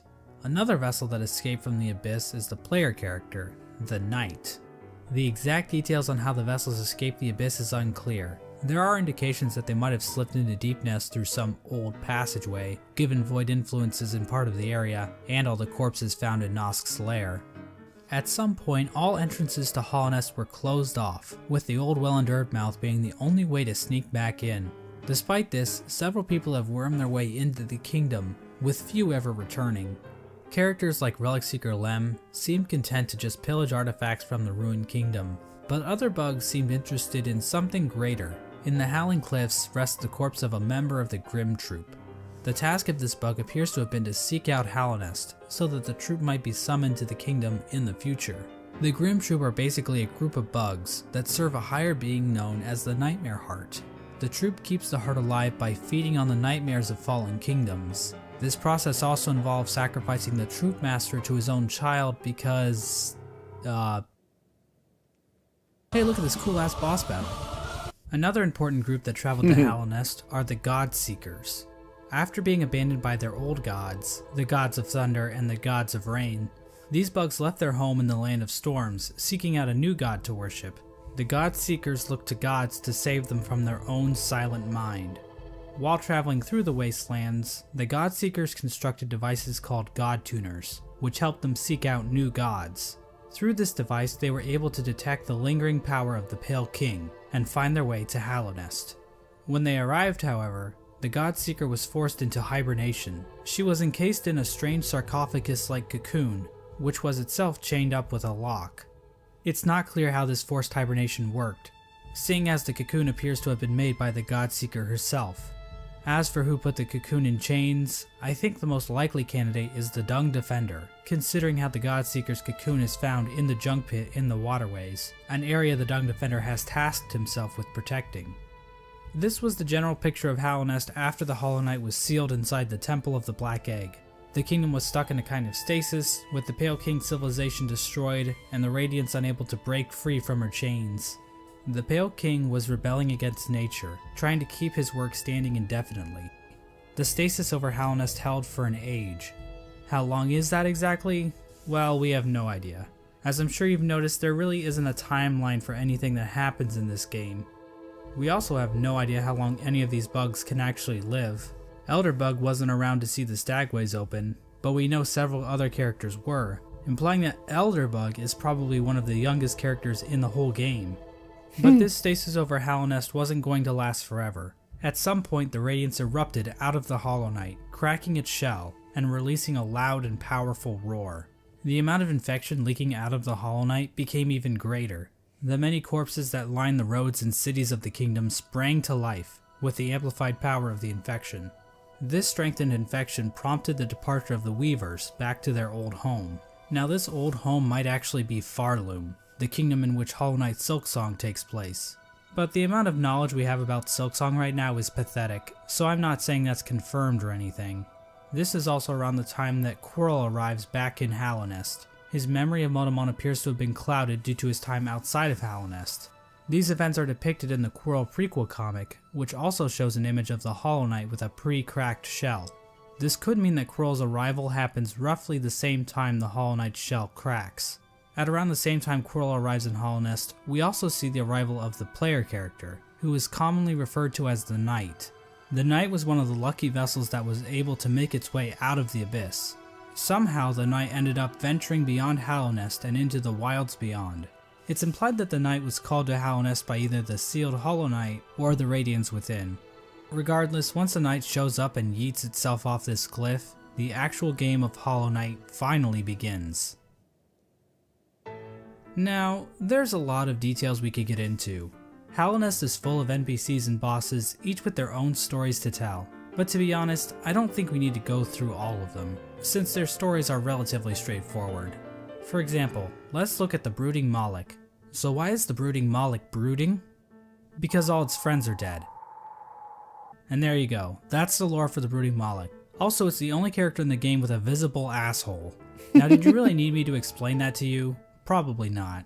So instead, I'm just going to talk about the interactions relating to Hollow Knight's main story. The Knight is eventually noticed by Hornet, who lures it deep into Greenpath. There, Hornet attempts to kill the knight, claiming that she knows what it would try to do. At this point, Hornet views the knight as being too weak. After the fight, Hornet can be found in the City of Tears, next to the statue of the Hollow Knight. Hornet mentions that the knight has gained a resilience, due to the time it spent in the void beyond Hallownest. This could be referring to the fact that some of those who leave Hallownest lose their memories, meaning the knight would have no memories of its own tragic conception. Hornet tells the knight that if it seeks to continue the stasis that keeps Hallownest standing, it must seek the Graven Ash, which is referring to the Kingdom's Edge. At this moment, Hornet sees the knight as a possible replacement for the Hollow Knight. Basically, the knight could break the seals that keep the Hollow Knight locked away, defeat the Hollow Knight, and contain the infection itself. It's at this point that I should mention that Hollow Knight actually has 5 different endings, because of course it would. I'm going to be explaining each of these endings in this video, as Hell they yeah. each give us a different glimpse into the mechanics of Hollow Knight's world. Now, to get the easiest ending to Hollow Knight, Hornet's instructions to go to the Kingdom's Edge can be ignored completely. If the knight stumbles upon the resting grounds, the 3 dreamers will appear and cast the knight into the dream realm. There, Seer will come to the knight's rescue and grant it the Dream Nail, a special blade that can tear the veil between the real world and the dream world. With the Dream Nail, the knight can venture to the resting places of the 3 dreamers, curb stomp their asses, and unlock the entrance to the Black Egg. Inside the egg, the knight finds the Hollow Knight chained up, silently watching over it. Once the chains are broken, the Hollow Knight screams with that familiar Radiance roar and pursues the knight. As the fight progresses, the Hollow Knight starts trying to kill itself, Quirrell style. But then the Radiance starts using the Hollow Knight's body to perform her own attacks. Once defeated, the Hollow Knight begins to spew infection all over the place. The knight can then focus the infection into itself. This results in the first ending of the game, called Hollow Knight. In this ending, the knight usurps the Hollow Knight, prolonging the stasis over Hallownest. New chains and bindings appear out of fuck if I know, and contain the knight, and a new seal is placed over the entrance to the Black Egg. Now there is one giant question looming over this ending. Can the knight actually contain the infection indefinitely, or will the Radiance still manage to break free one day? Before we answer this question, let's look at some of the other events that can transpire while playing the game. If the player chooses to go to Kingdom's Edge, Hornet will challenge the knight one last time as a final test of strength. After her defeat, Hornet allows the knight to access the cast-off shell, where the Pale King was originally hatched.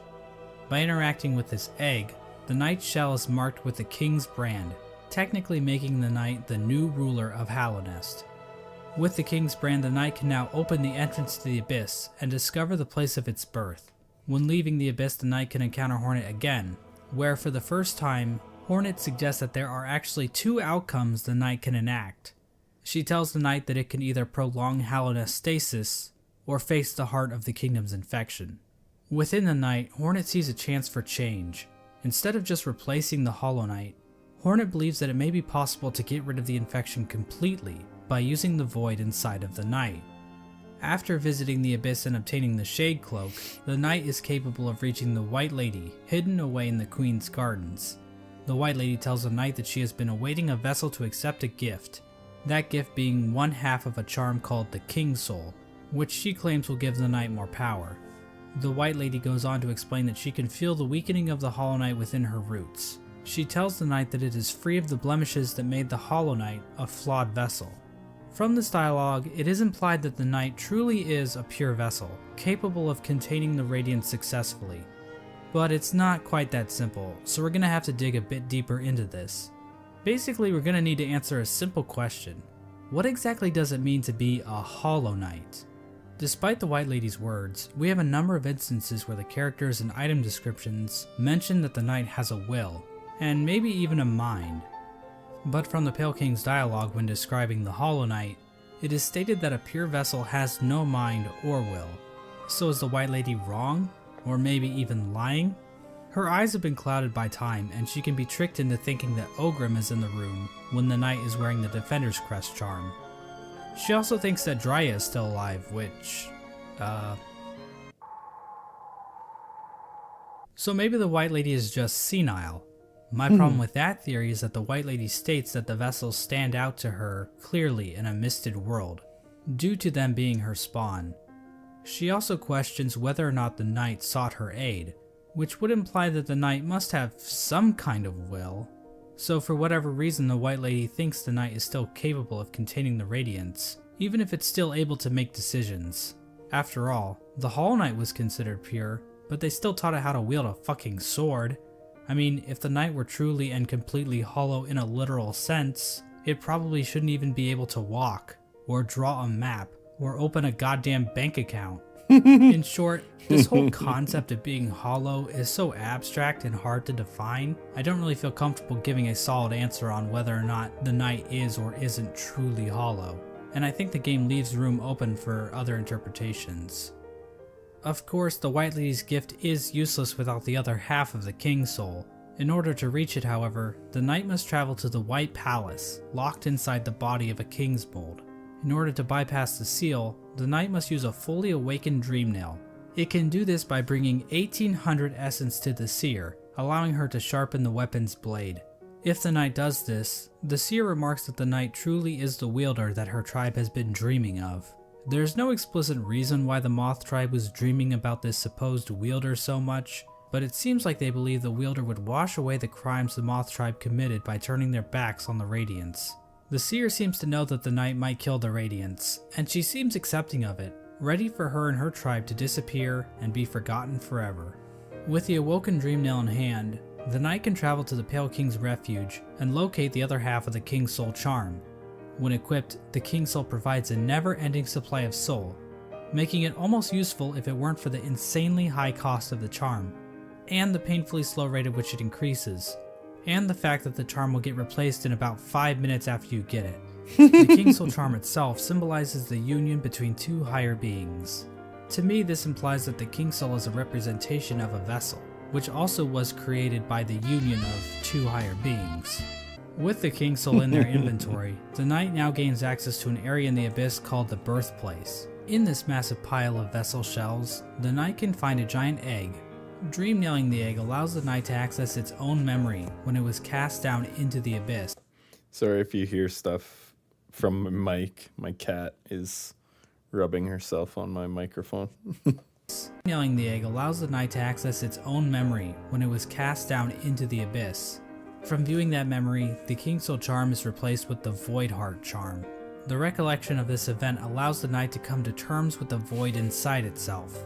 Once the knight has the Void Heart, the shades in the abyss no longer attack it, and that strange creature that gives the knight the Shade Cloak calls it the Lord of Shades. In other words, the knight has now bound the once fragmented void under its own will, allowing it to merge. When cat cam. I don't want to stream with a cam. But yes, I have a cat. I've had her for 12 and a half years. Jeez, time flies. She's 13. The recollection of this event allows the knight to come to terms with the void inside itself. Once the knight has the Void Heart, the shades in the abyss no longer attack it, and that strange creature that gives the knight the Shade Cloak calls it the Lord of Shades. In other words, the knight has now bound the once fragmented void under its own will, allowing it to control the void in a powerful new way. But it's a girl. That was her name when I adopted her. The shades in the abyss to terms with the void inside its charm. The recollection of this event allows the knight to come to terms with the void inside itself. Once the knight, from viewing that memory, access its own memory when it can area in the beings. With the King's Soul in their inventory, the knight now gains access to an area in the abyss called the Birthplace. In this massive pile of vessel shells, the knight can find a giant egg.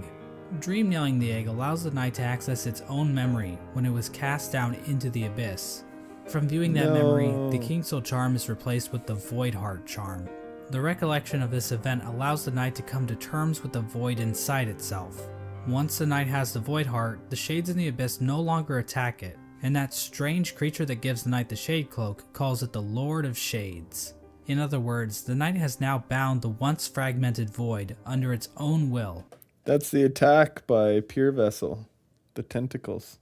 Allowing it to control the void in a powerful new way. With the union of the void, the Pale King, and the White Lady, the knight has gained a strength before unseen.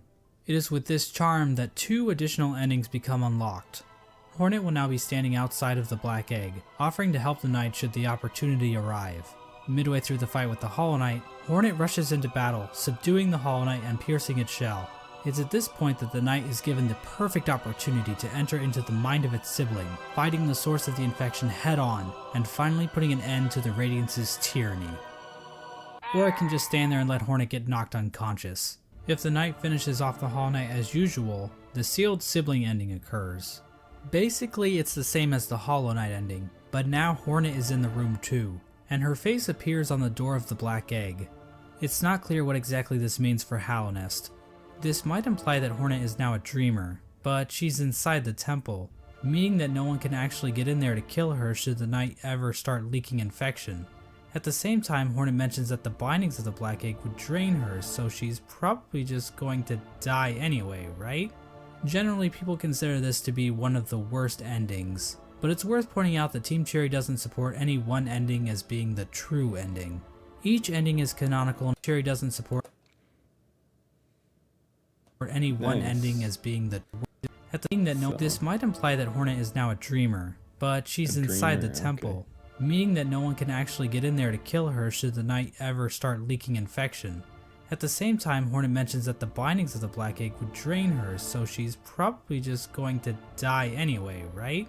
Generally, people consider this to be one of the worst endings, but it's worth pointing out that Team Cherry doesn't support any one ending as being the true ending. Each ending is canonical in its own right, and honestly, this ending isn't the worst. At least the Knight and Hornet will get to spend some quality time together. If the Knight does dream of the Hollow Knight, it will be taken to an arena where it can finally fight the Radiance head on. But the Knight isn't alone, as the other shades from the Abyss will appear in order to help corner the Radiance. Eventually the Radiance gets trapped in the tendrils of the Void. The Knight bitch slaps her a couple times, and then the Radiance is consumed into the darkness. The Black Egg then appears to turn isn't alone, as the other shades from the Abyss will appear in order to help corner the Radiance. Eventually the Radiance gets trapped in the tendrils of the Void. The Knight bitch slaps her a couple times, and then the Radiance is consumed into the darkness. The Black Egg then appears to turn to shadows, and the Void seeps down into the ground. Hornet awakens to find the Knight's broken shell lying on the floor. We get one final shot of the shades in the Abyss going to rest, and the game is over. This ending is called the Dream No More ending. The Radiance is gone, and Hallownest is finally free from her infection. Now I think it's fair to ask a few questions about how the Dream No More ending comes about. When the Hollow Knight was initially chosen to become the pure vessel, the Abyss was sealed up and the rest of the vessels were left to rot away. But somehow, vessels ended up outside of the Abyss, and then one of those vessels was used to replace the Hollow Knight. Yeah, moss bag. Exactly how much of this operation was planned, if at all? The White Lady was waiting for a vessel. Did she have any communication with Hornet? Hornet was guarding the Kingsbrand, the only way for a vessel to enter the Abyss. How did she know it was necessary to guard the Kingsbrand from weaker vessels? Hell, if the vessels did escape the Abyss by themselves, wouldn't it be pointless to guard the Kingsbrand, since the vessels could just creep back into the Abyss the same way? I'm not going to provide any good answers to these questions, because God forbid I answer anything in this entire video, but I do want to point out that no plans to actually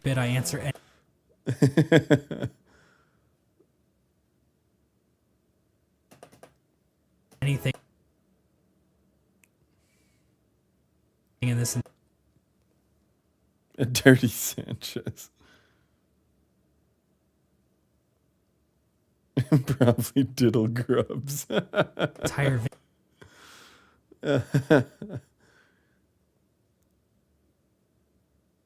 Bad game design, no deepness, boss.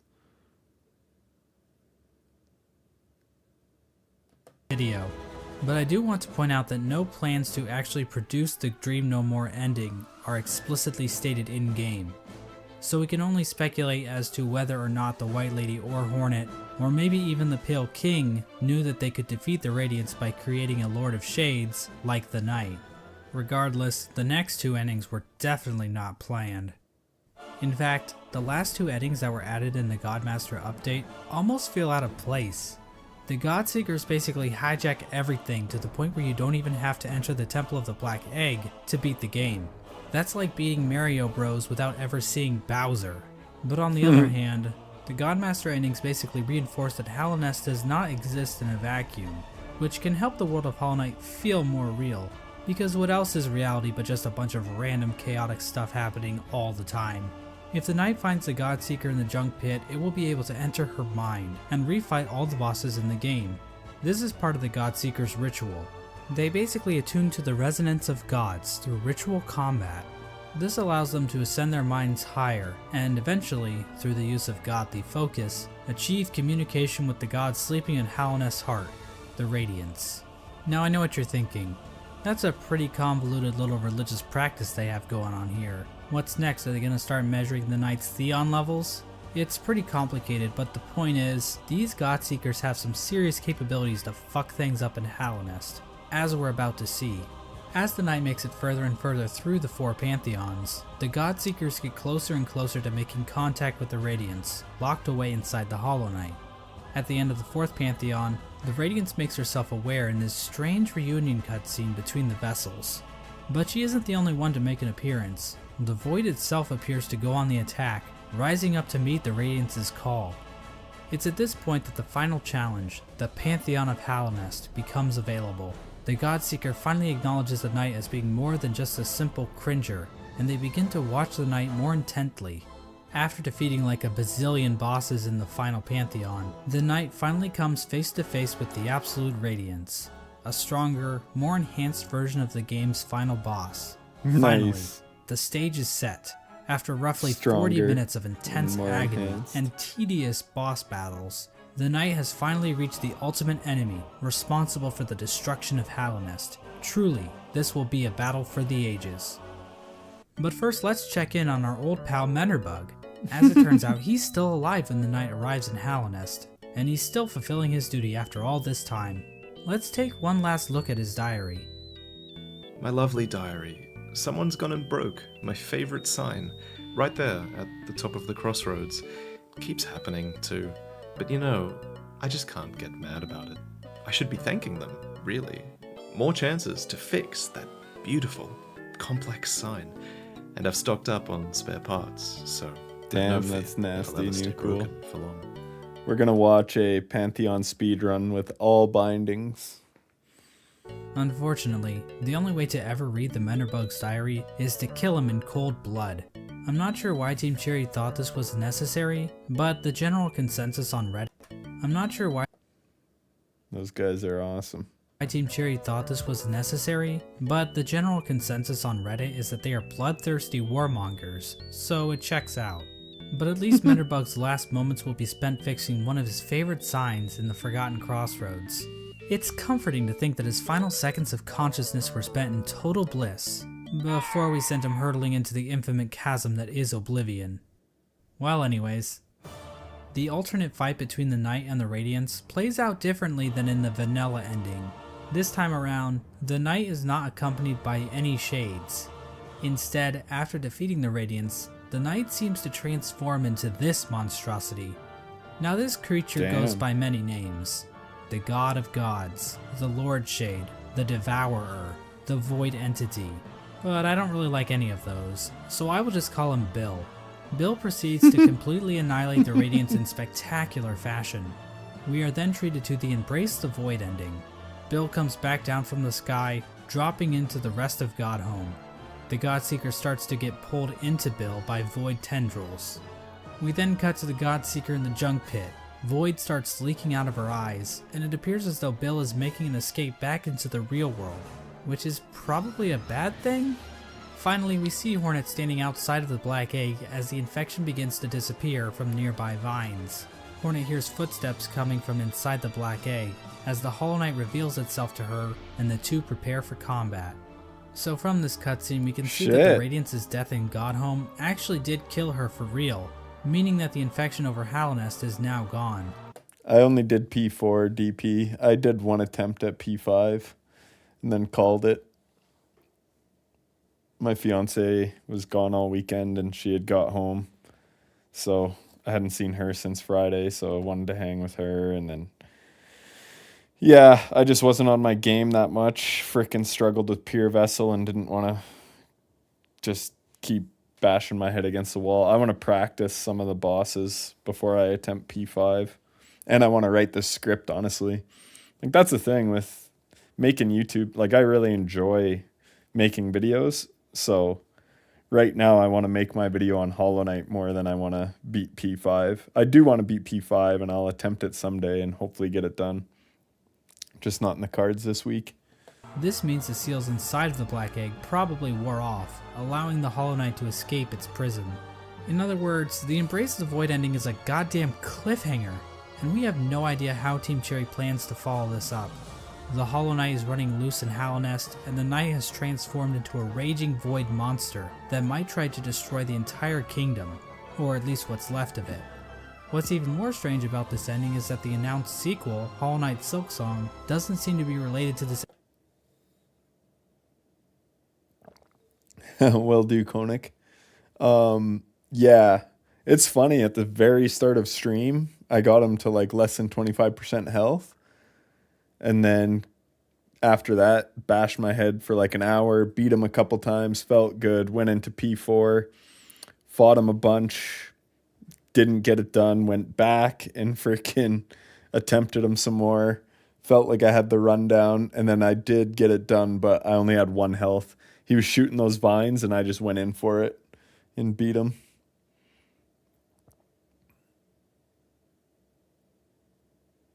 Ending at all.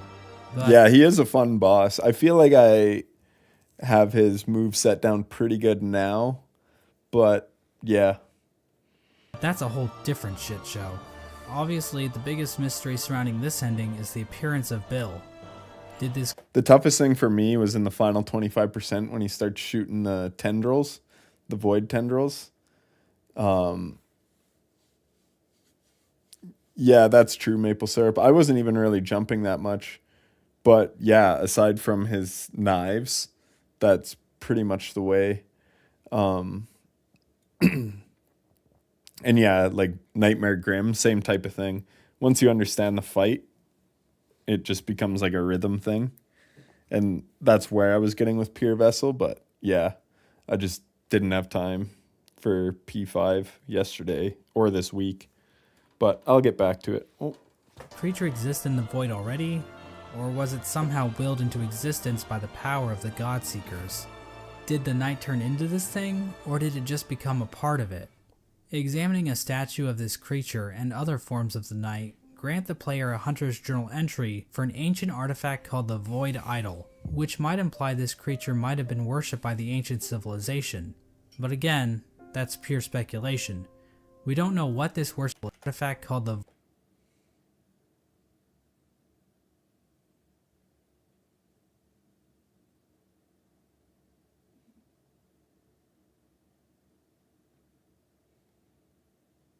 Void Idol, which might imply this creature might have been worshipped by the ancient civilization.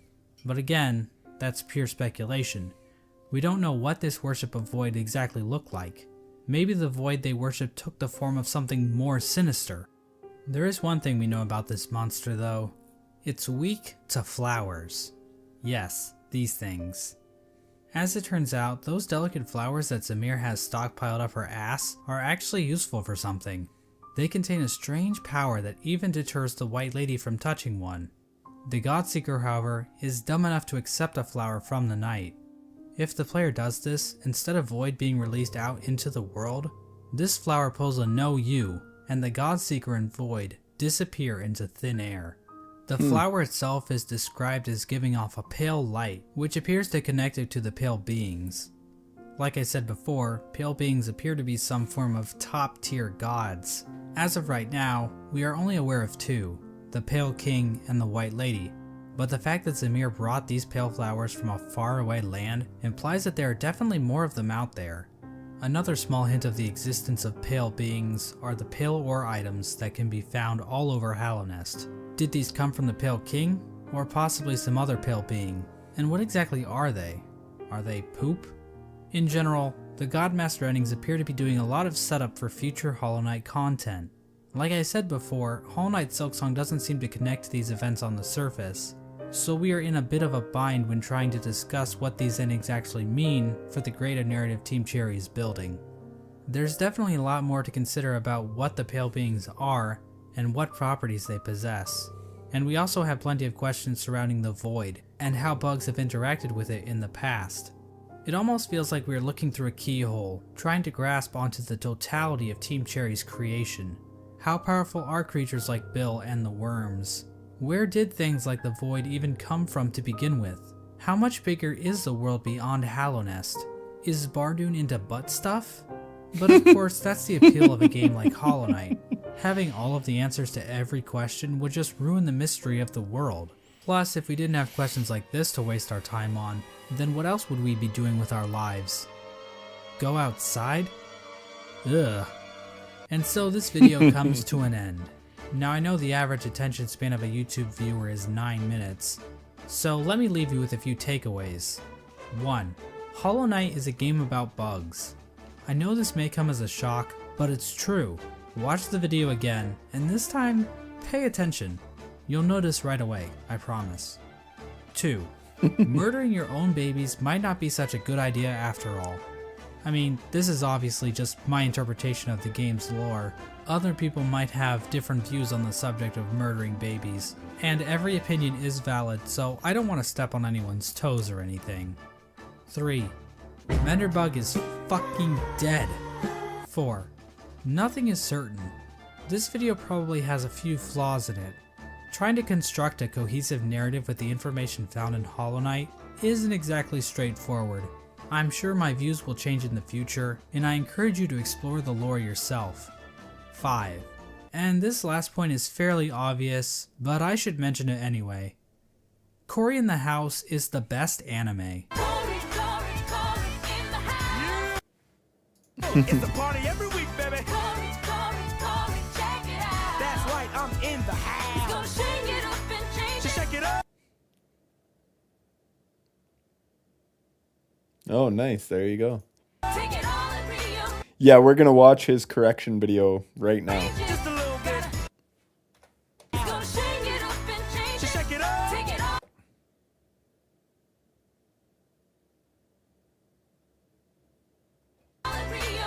Just a little bit.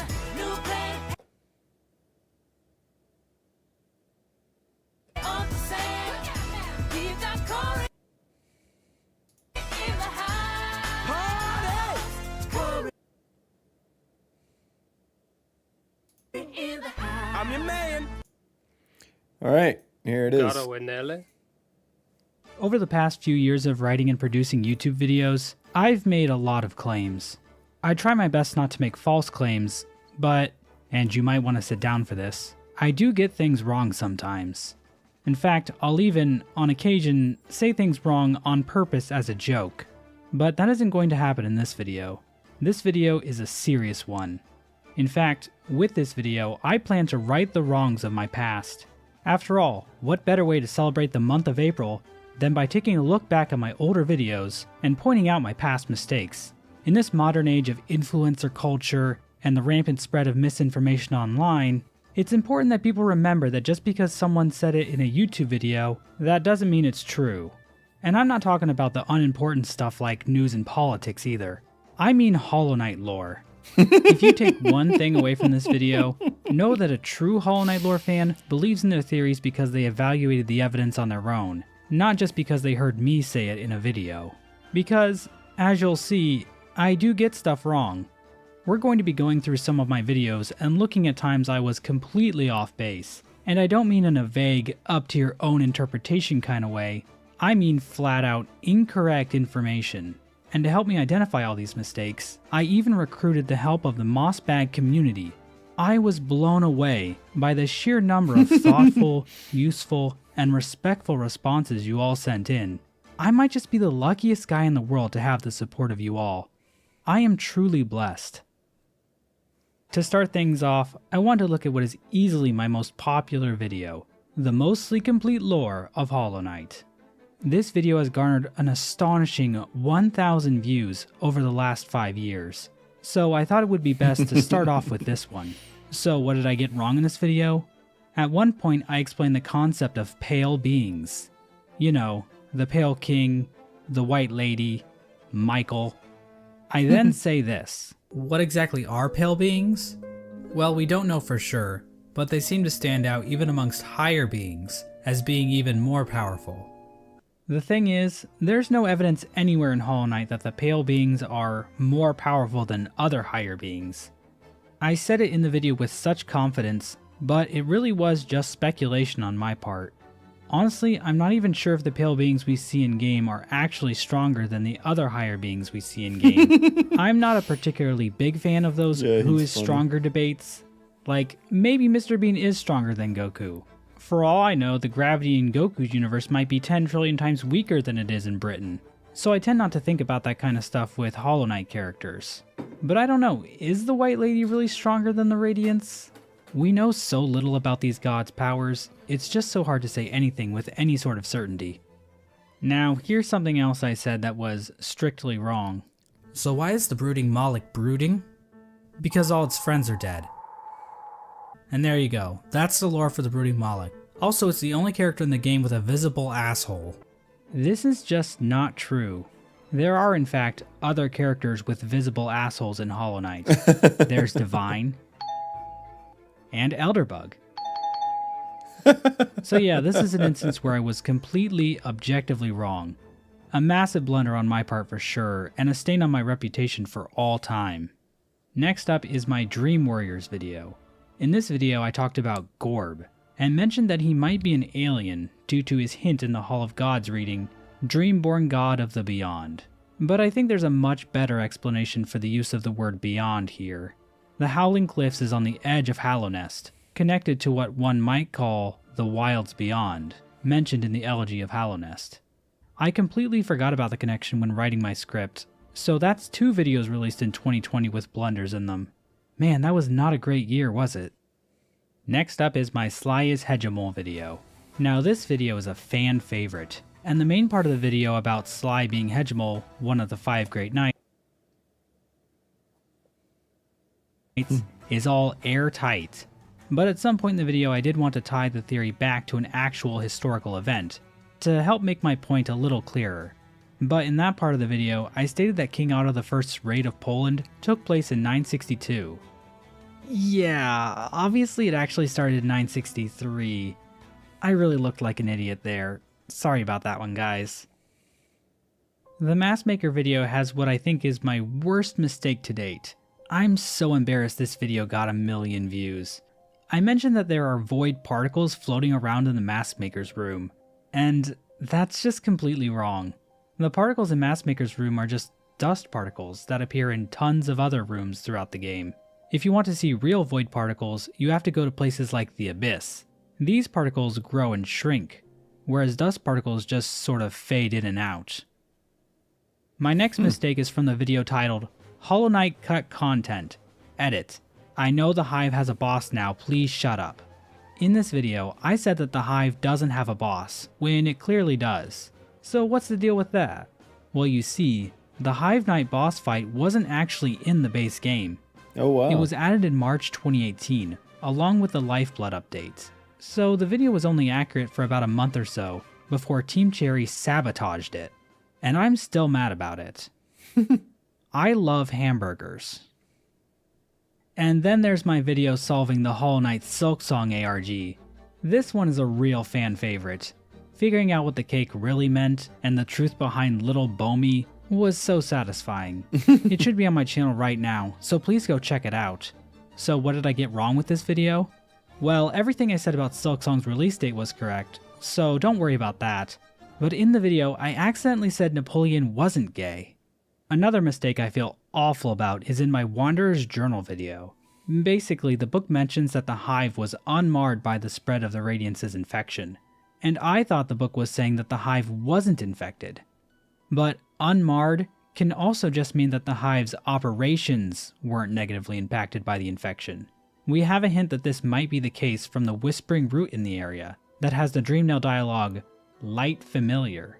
In other words, the bees might have already been operating in a hive mind-like state before the Radiance's infection, so nothing about how their society works has changed. And then there's my Hollow Knight Dreamcast video. Now this one is a fan favorite, but I really missed the ball when I forgot to cast Chris Pratt in any of the roles. Chris Pratt is an amazing actor in Hollywood, and I really should have given him a role. I got a lot of hate from you guys for this one too. I know how much you guys like the Mario movie. I know how much you guys like the new Garfield movie. And I should have thought of that when making my casting. I was surprised by how much of a fan favorite my Undertale lore video was. I didn't even know people cared about Undertale and Deltarune anymore. Anyways, what did I get wrong this time? Well, it turns out that Frisk is actually being controlled by Chara the whole time. Wow, that's crazy, isn't it? I couldn't believe it either.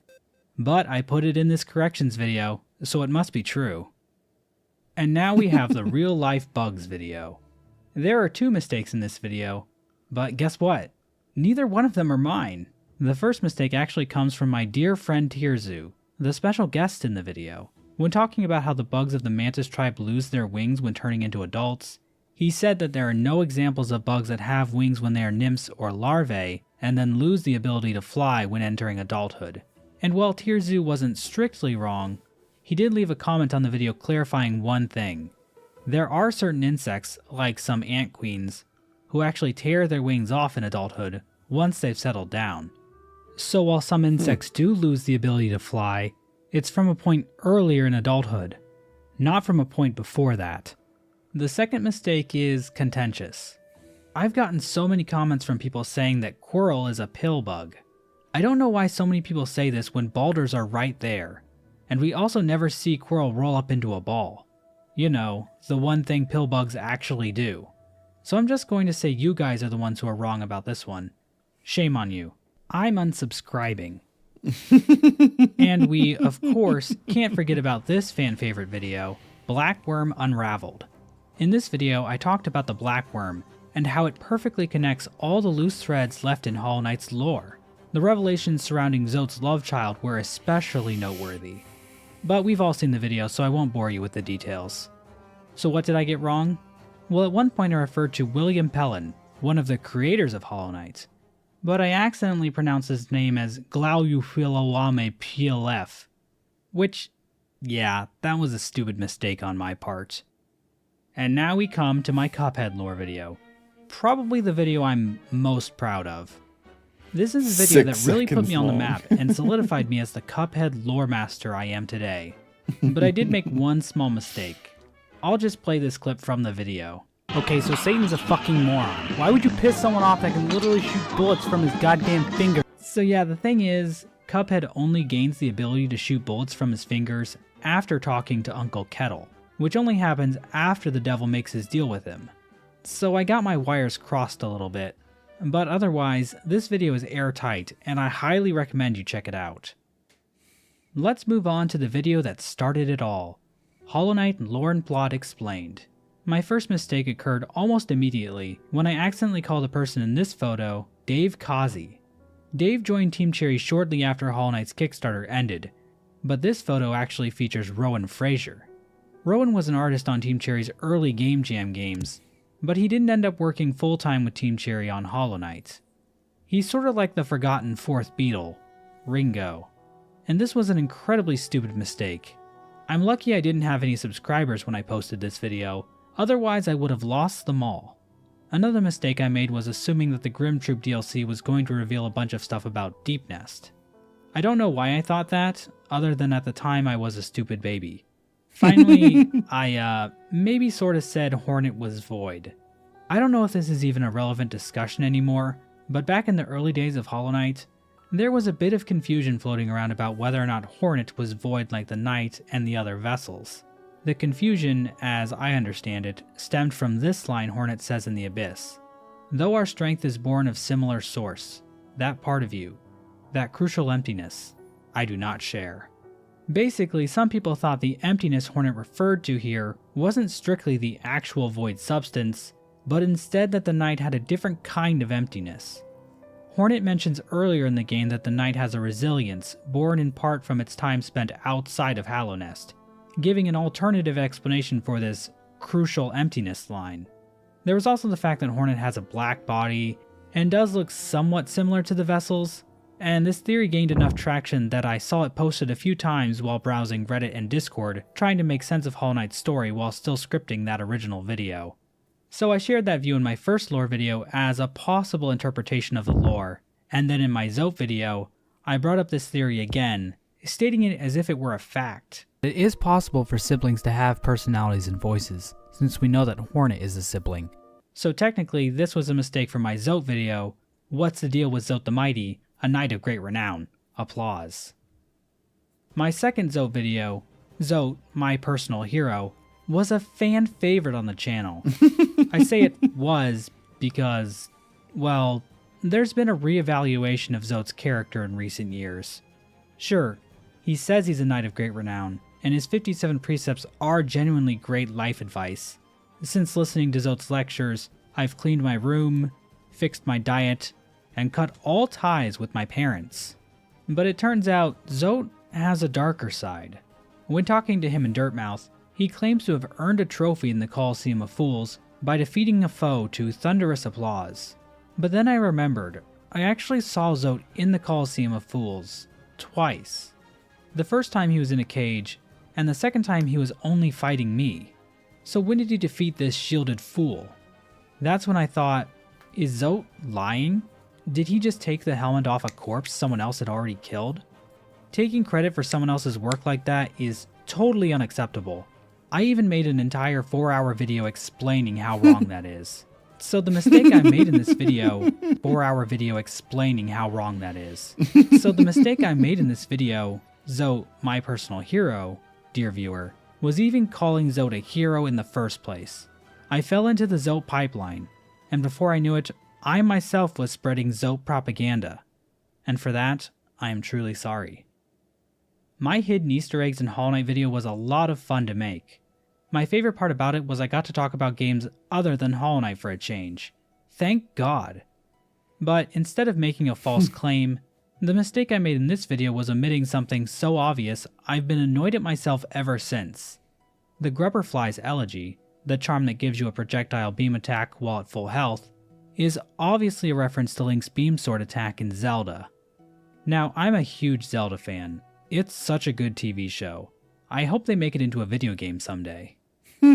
And then of course, there's the video about the hunter's true identity. This one is a fan favorite. Fans were really impressed that I was able to identify the hunter as King Otto I, the very same king who raided Poland in the year 962. But I did make one small mistake in that video. I referred to Otto I's successor as Berengar III, when it was actually Berengar II. Whoops. This one's a fan favorite.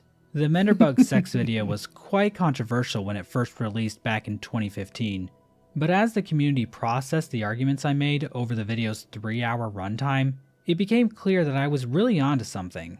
But any video that's over 180 minutes long is bound to have 1 or 2 mistakes. And yeah, I did make one small mistake on this. Menderbug never has sex. Finally, I wanted to end with my latest video, correcting my Hollow Knight lore mistakes. This video was a real fan favorite. I normally don't post videos at the very beginning of April, but I think it worked great since this was my first video to get 1 billion views. But it wasn't perfect. In that video, I mentioned that I like hamburgers. April 1st. But in reality, I just think they are kind of okay. I'm honestly more of a burrito kind of guy, honestly. And there we have it. All of my videos have been corrected. Now you might be wondering if I will do another correction video 7 years from now. Well, there isn't going to be a need for such a video because, as of today, April 1st, 2025, I will never make another mistake again. Alright.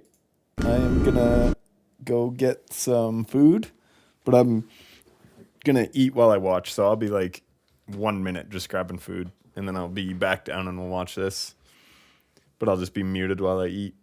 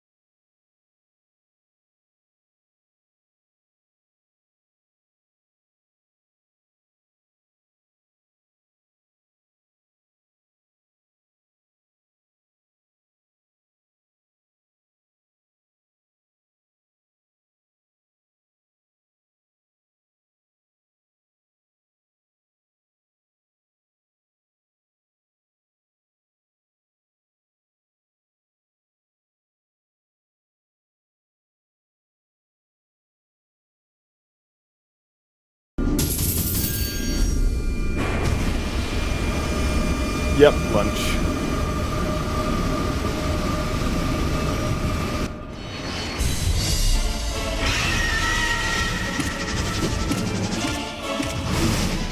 Let's see what P5 is all about.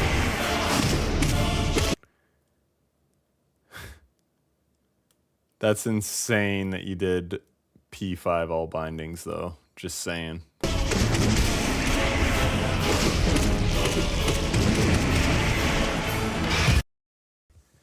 Can somebody explain to me what all bindings are? Because I see him using soul. I assume it meant that you can't have like any charms active. I assume that the nail is like back down to level 1. Am I just completely off base there?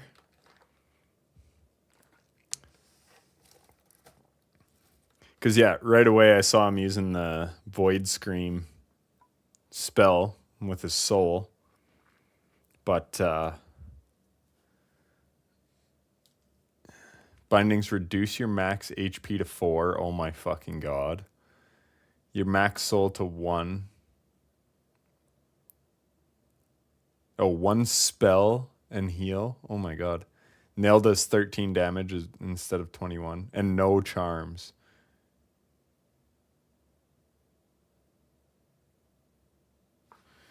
Is this fucking... It is HD, hey? Okay, thanks guys.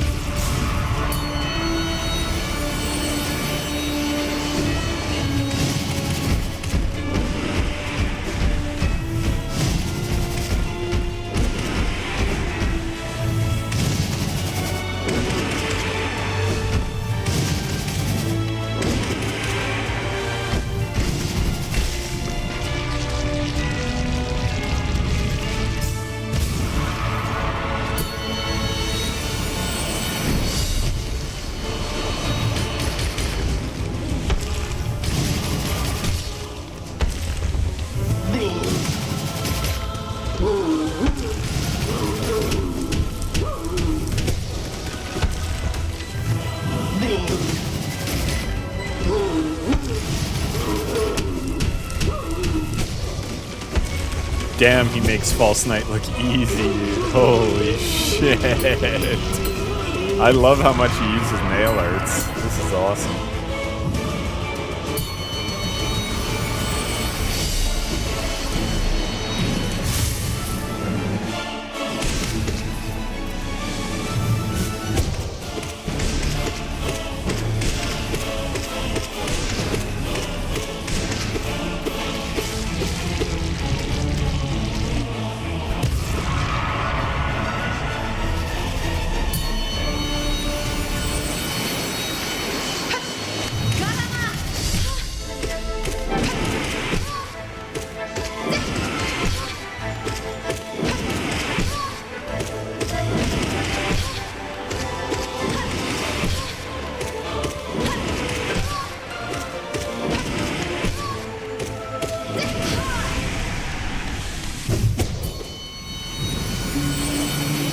That Hornet rotation was insane.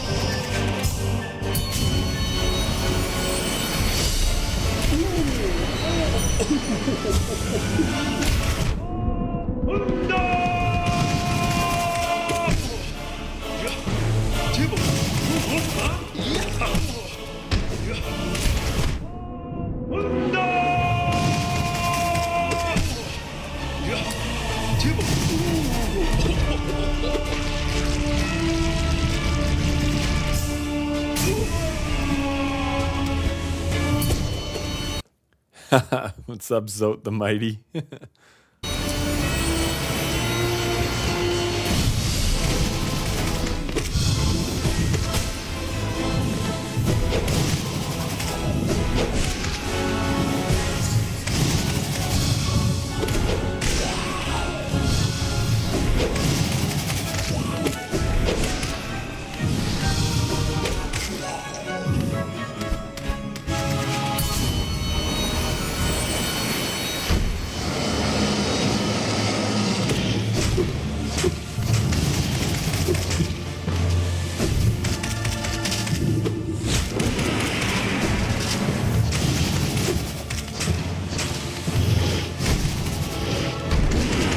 Well, now I sort of know how to fight this boss.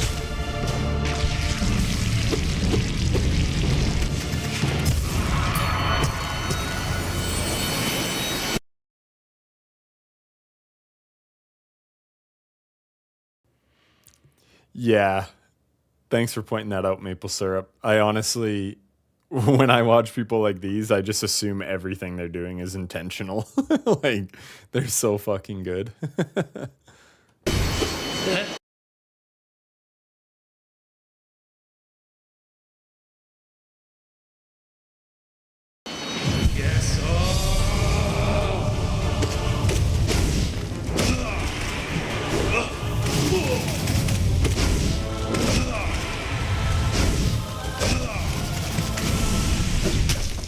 Absolutely dumpstering this guy.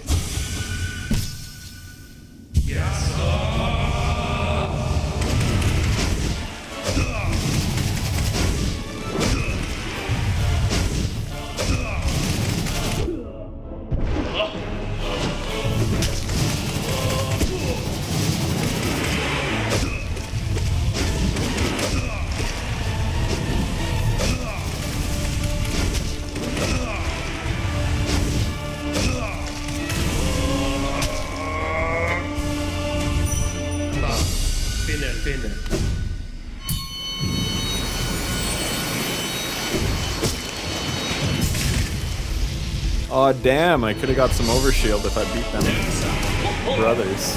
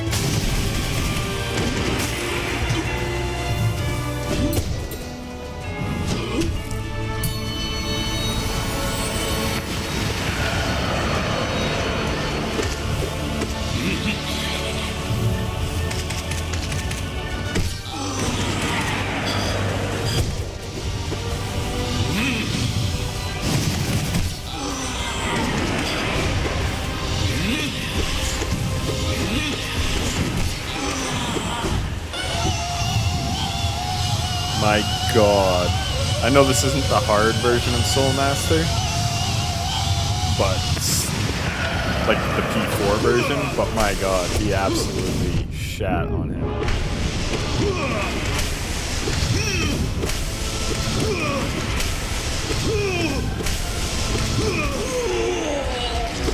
He never even considered attacking during the diving part.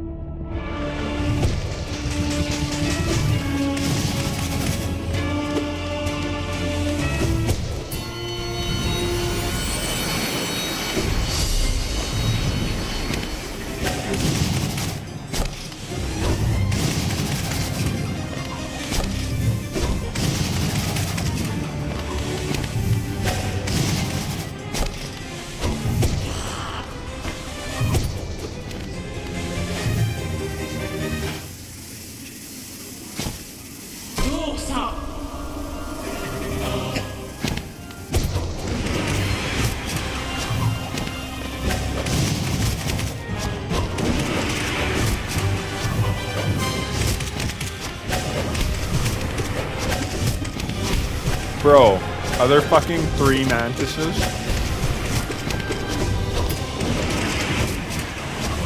What the dude. Oh. Okay, 2 on the wall, 1 that. Yeah, what the fuck? That's gonna be fun. I mean, it will be fun. That's such an epic fight. But also, Jesus Christ. And look at him, this guy is unbelievable. I forgot to do this to Mossbag, but yeah, holy shit. 211A, dude is insane.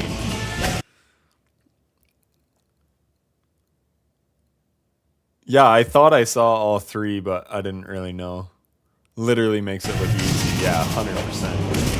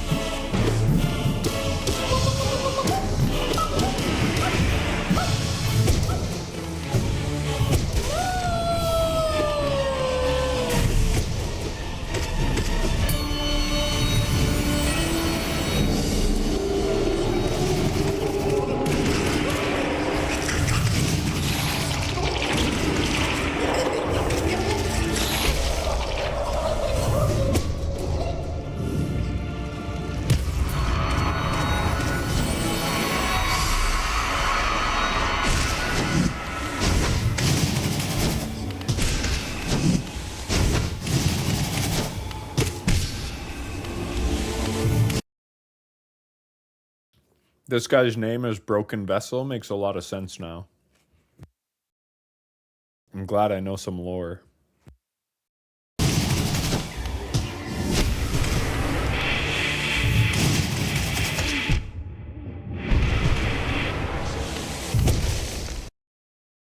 I assume so, Sean, because this is all bindings, so no charms allowed.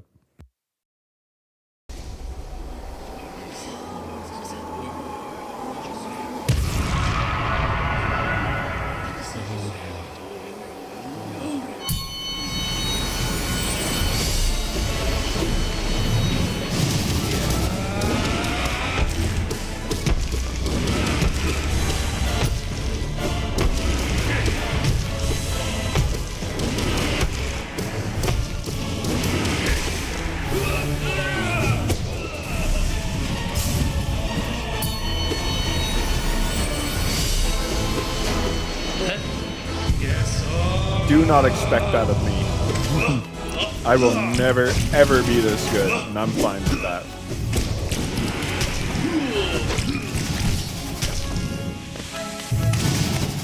I'll be happy if I ever beat P5. That will be an amazing day for me. And I will use every advantage that I can get.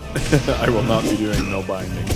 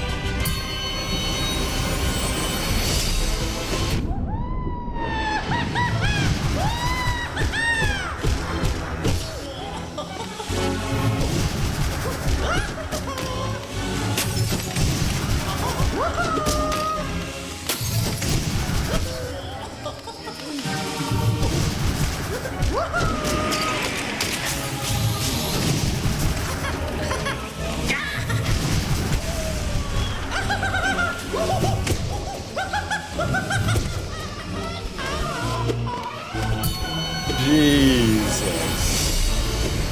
And his nail's not even maxed out. Yeah, for real.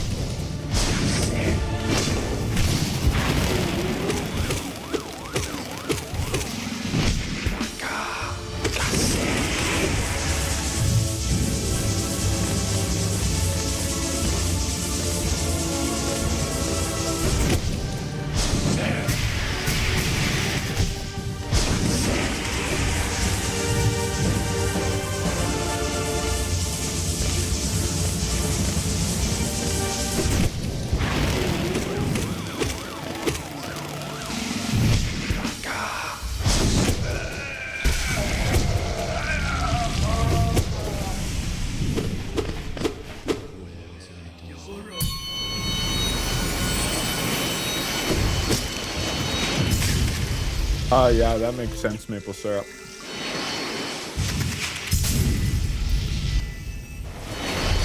I love how his segment timer is off pace too. Like, Jesus.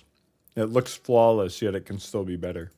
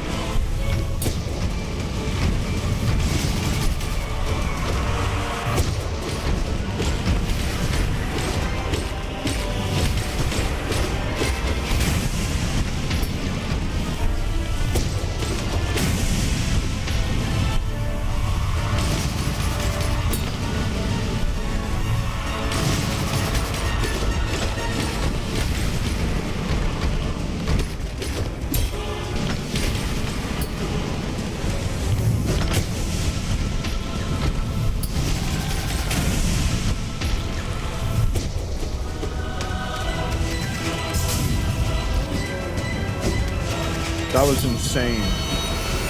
I am taking some notes, honestly.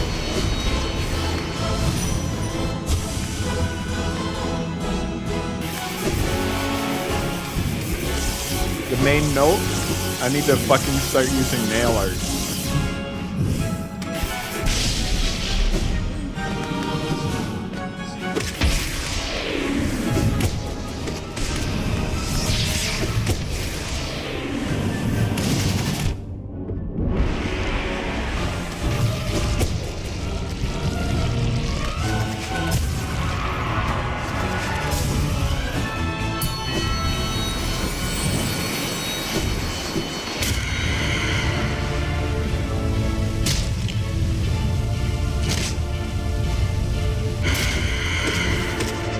Well, what the fuck? So that's what a winged Nosk looks like.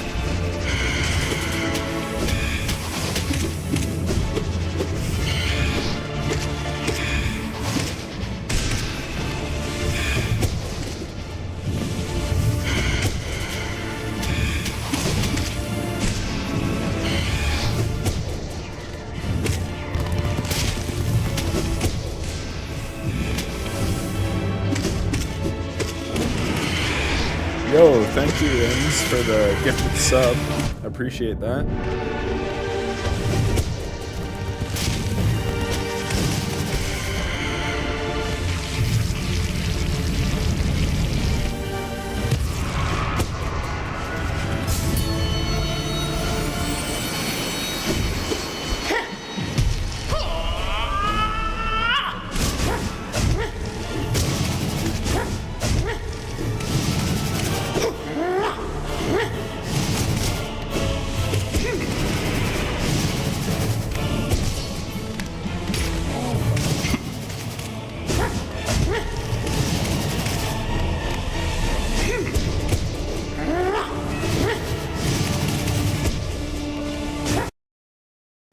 Sawyer, I played the game on controller. We are watching the world record speed run for Pantheon 5 all bindings.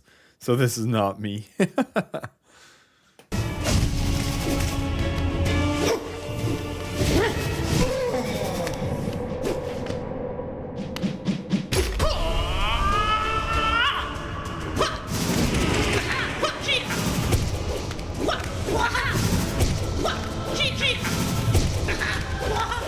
This guy's spacing is perfect.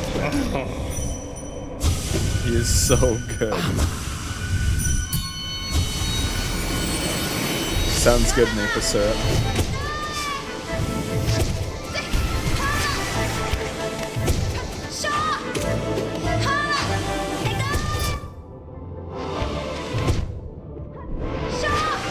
Yeah, Sawyer, I wish I was a tenth as good as this guy. This person is amazing.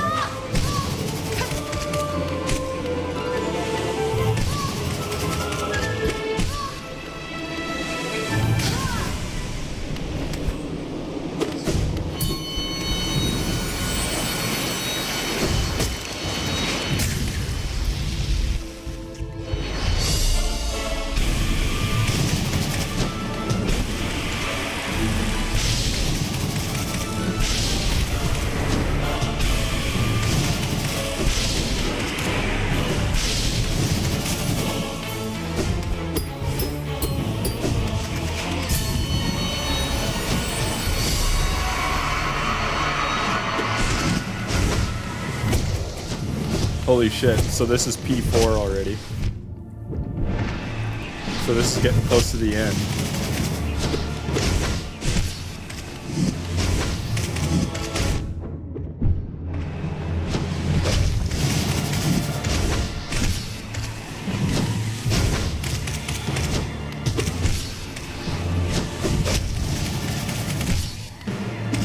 Are they?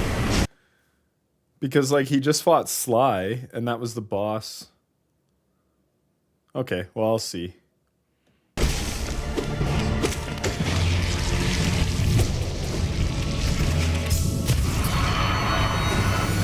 Yeah, no, I know it's not the exact same, but generally the same. Okay, this arena has thorns, so that's annoying.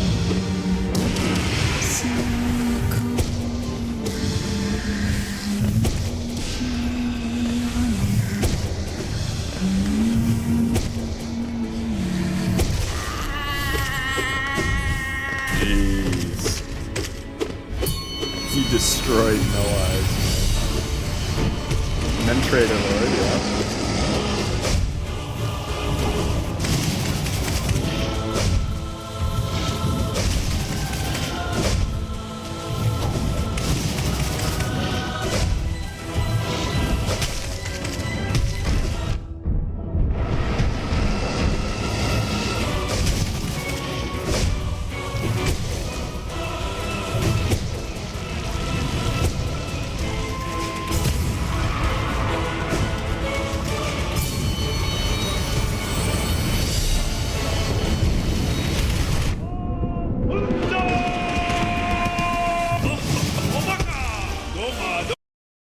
Yeah, you must have. I basically just said, what the fuck? Do you have to fight 3 of them? Because they're all moving so fast, I was trying to tell if there were 3 on the screen, but yeah.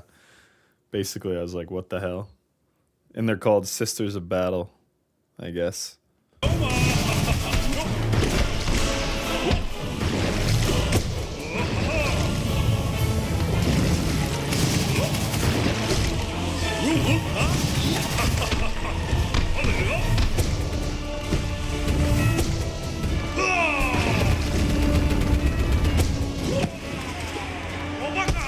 Really?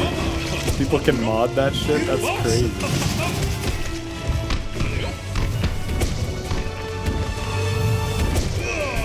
Also, that fight would be insane.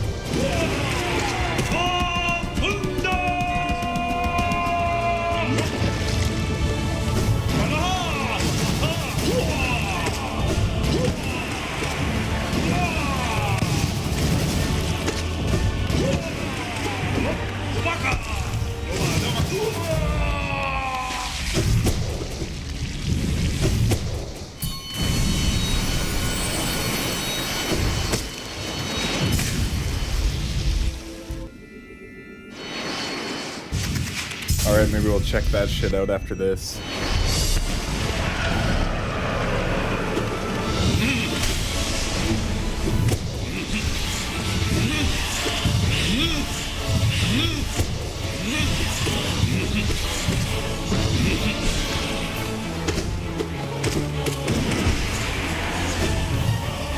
Damn, that was clean. I know you can do damage there, I'm just always too afraid. And then he gets 3 on the walk. Oh my god. All bindings, and he's already... This guy's insane.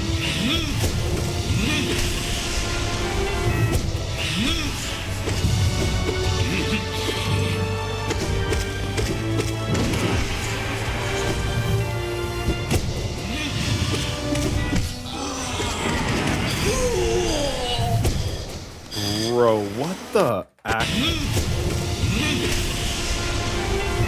How does he do that last phase so fast? Or is it because he pumps out so much damage here? Oh, sorry, this is the part. Never mind.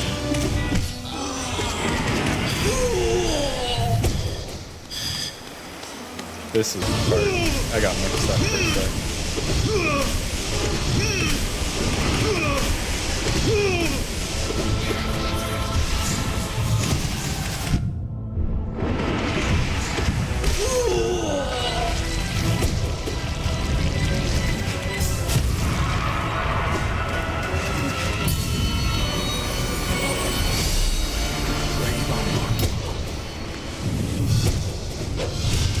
Bro, fuck off.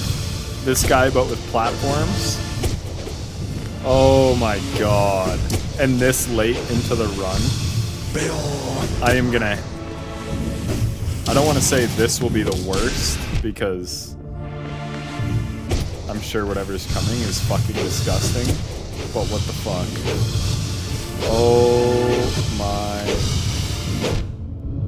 my... Okay, even this guy got hit.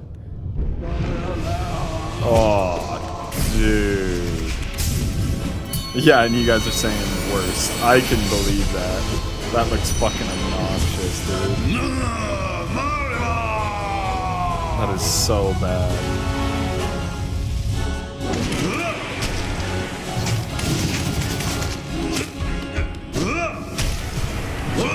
Yeah, no, 100%. That's the play, but I don't know if I'll be good enough to save a bunch of soul for that. He is dummying freaking Zote though.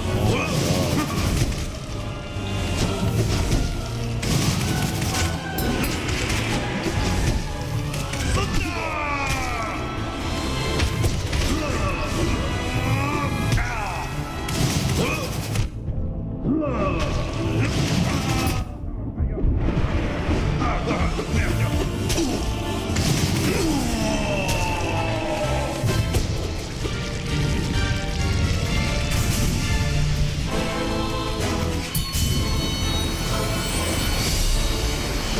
Yeah, Zote is tough for me too, Sawyer.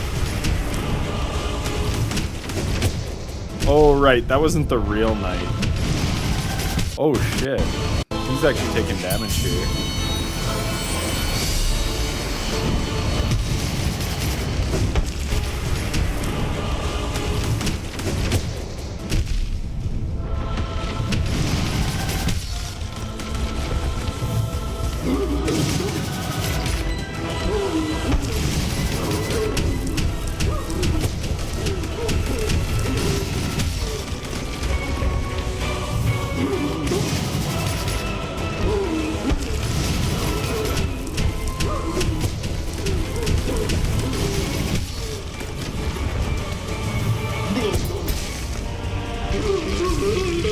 What's up, Remy?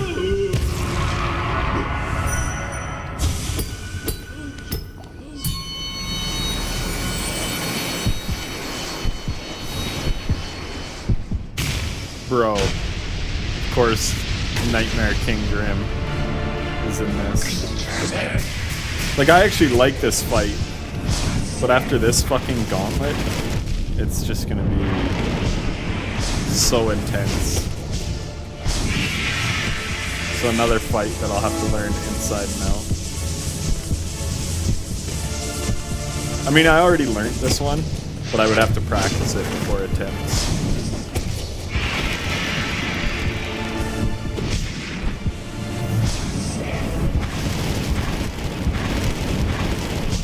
Damn, that's impressive.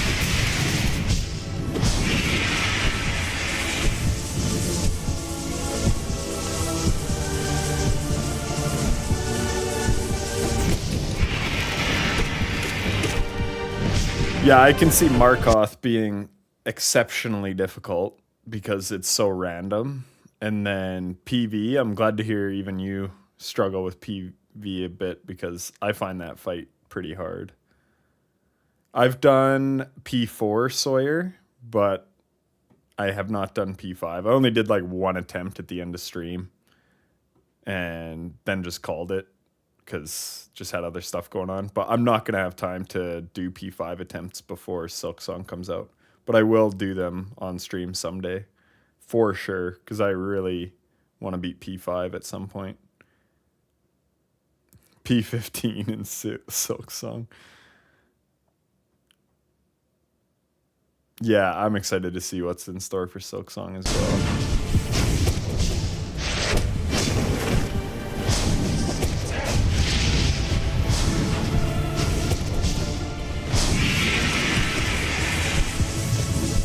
That's so impressive, the damage he gets in on the dive.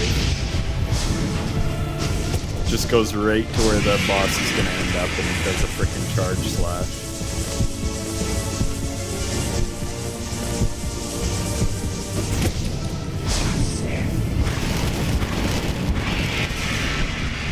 Bruh. That was clean. And look at the fucking timer. Oh, thank God you at least get... Is there an actual pool there? Yeah. Oh. That is huge. Being able to get all your soul. Like, I'm not doing no binding, so get your soul, get an overshield. That will help immensely. But still, getting through Nightmare Kingdom is going to be a nightmare. Yep.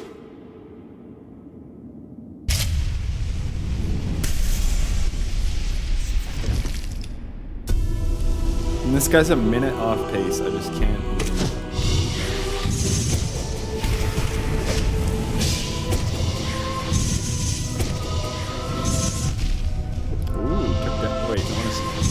So it's still just 2 damage. That was another thing I thought. Maybe you'd take more damage in P5.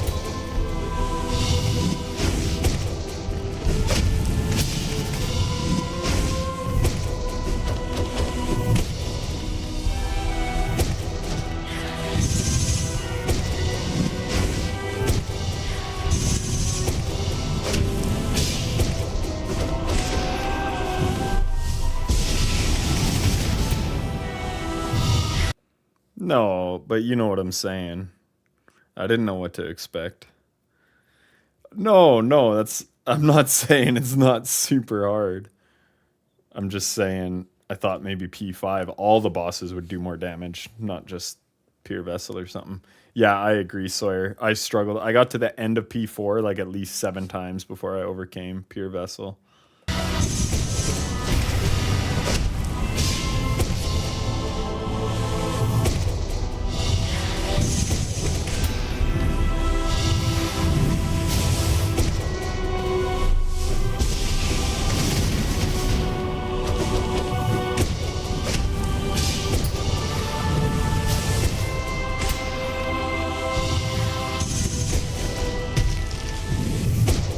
Bro went for it there. Nice. I'm not sure, Remy.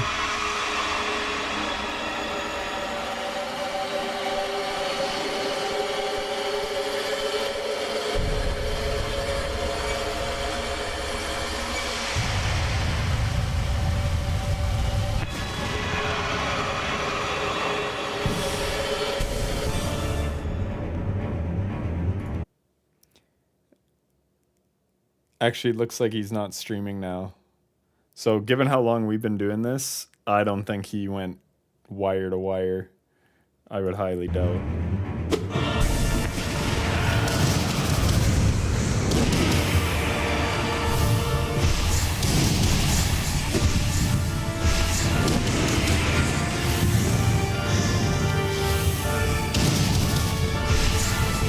Unless he's just that dude.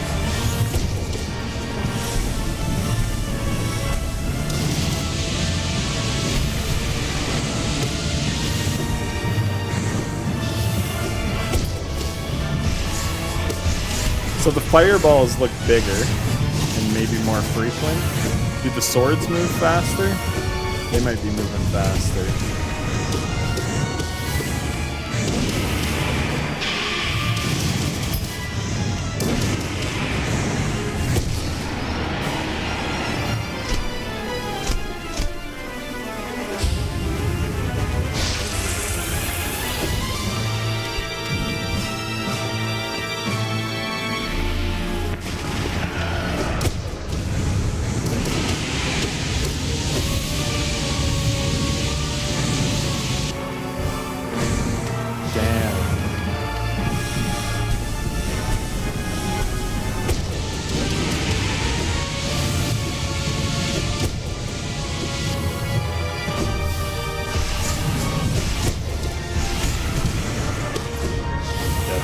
Toughest spot.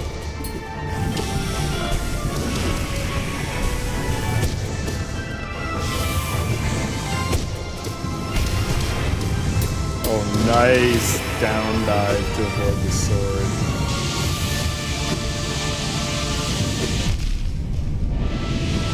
Bro is insane.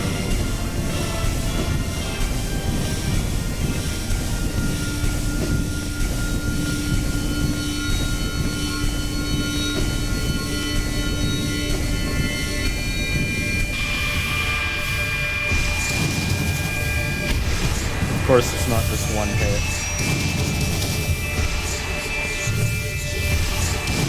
That's a very good strategy, though. Just stay on the one side.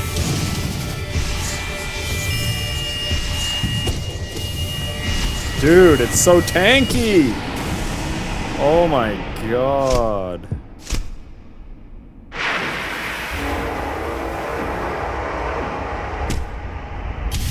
Bruh. What an absolute gamer. Holy shit.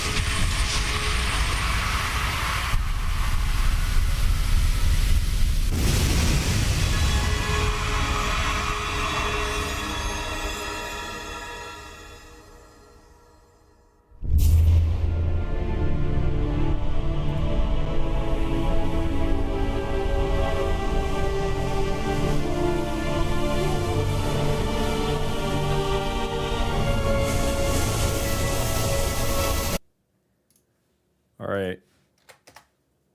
I found it on my side monitor. Any Radiance, first legit clear. Why is this shit not going full screen?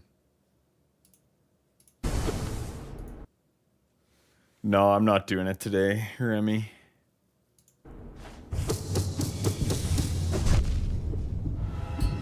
Oh, first phase legit clear.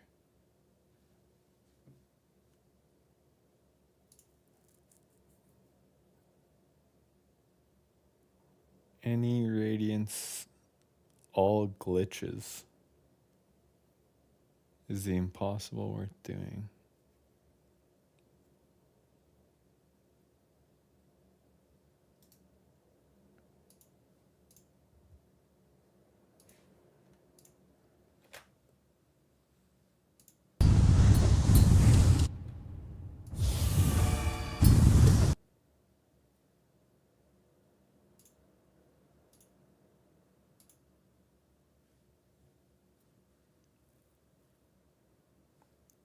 This is all glitches.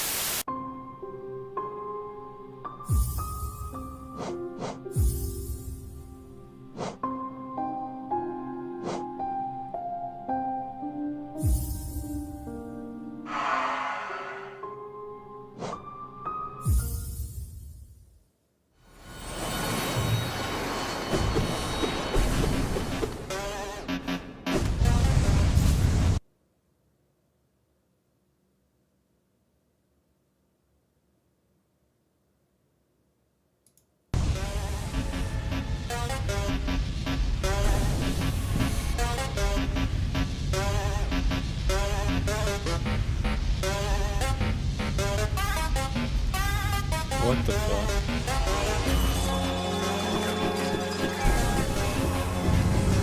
Okay.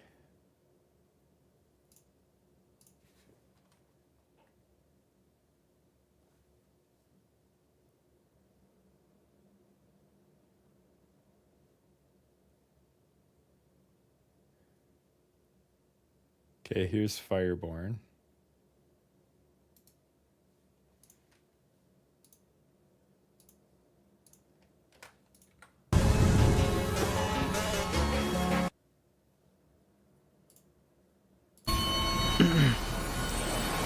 Yeah, I used to struggle with regular Radiance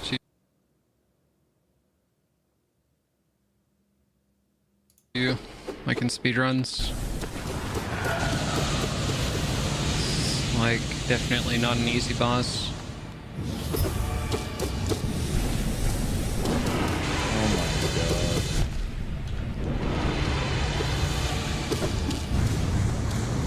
Oh my god. What the fuck is that? Oh, yeah.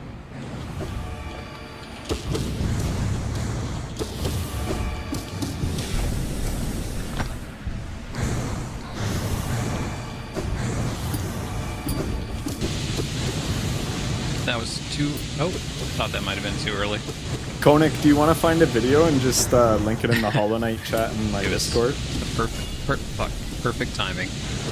I need to stop talking. Yeah, okay. Off And the then I'll side we just go. pull it up after this video. No. I dodged it. Oh my god, bro. Look at the fucking floor, my guy. You have to pogo. Oh my.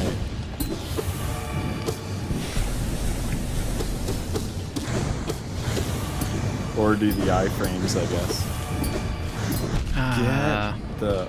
Look! Oh my god. Also, what is this quality? What is... Wow.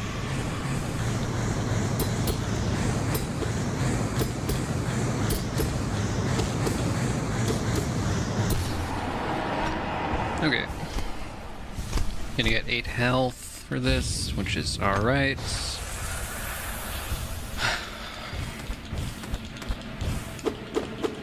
Thanks, Eduardo.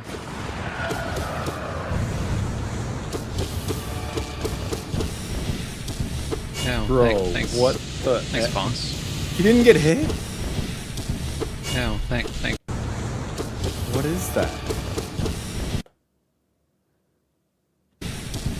No, thank. Yeah, I know. It's alright. Thanks. This is some modded version, Sawyer. Thanks, boss.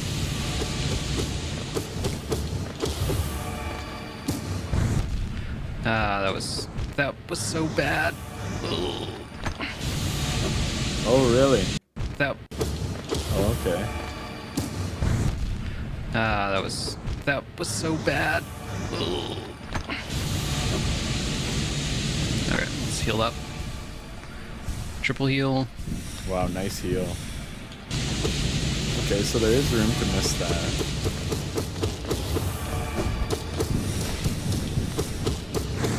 Dude. Unbelievable. I like how it's just full beam the entire time. Well, I don't like that, it's fucked. Blessed Baldur Shell glitch.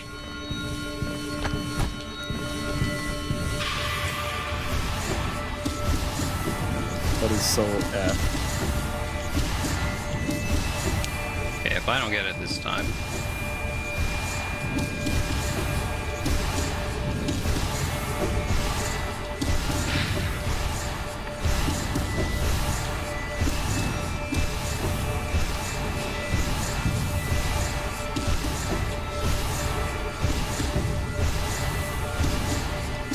Dude, it has so much goddamn health.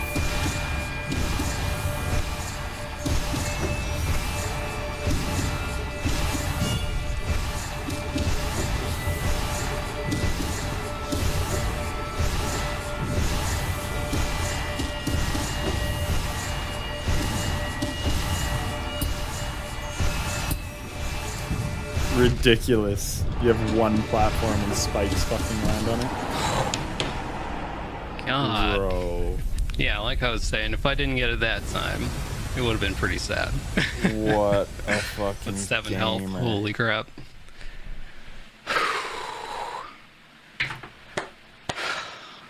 Finally done. Everything in every game is a choice, an intentional decision. Oh man, I choked the final phase like over 10 times, I think. This guy's on MNK. Finally got it. Hell yeah.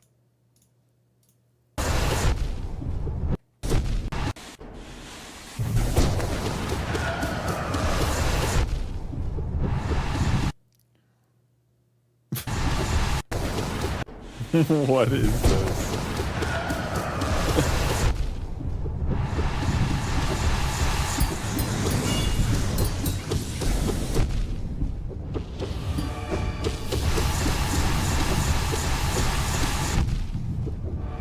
What the?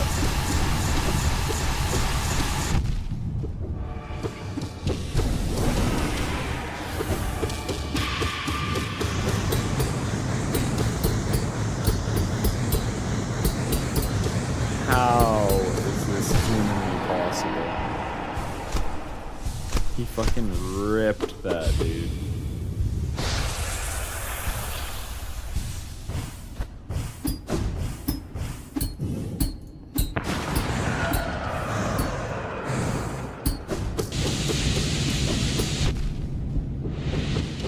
Yeah, you can't do the frickin' iframe thing. Okay, he's got that red thing. What? You just gotta get good, yeah. I will never even... Fuck off, dude.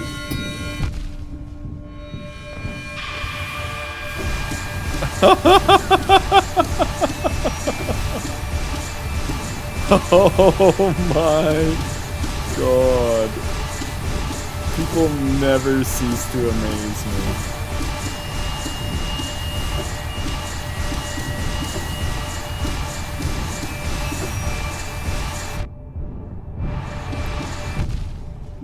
Oh man.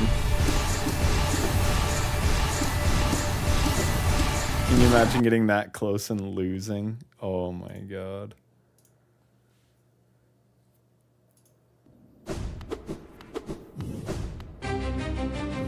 The air is lava.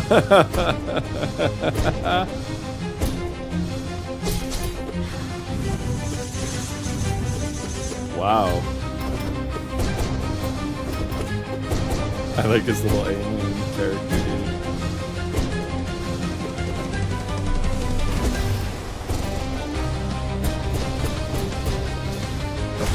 I literally don't even know what's happening. The POV, or the field of view, is like so backed out it doesn't even seem like Hollow Knight.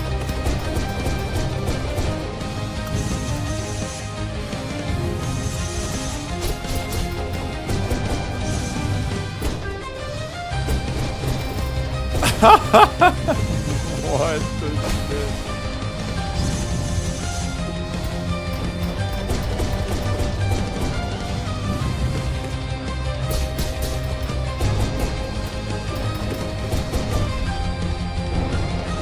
Oh, Koenig, I absolutely can tell, and I love it. I love how passionate the community is. I think it's awesome.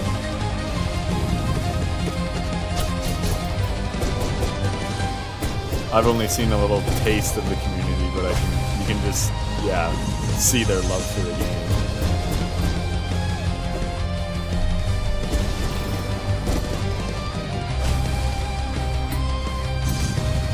Oh my dear God.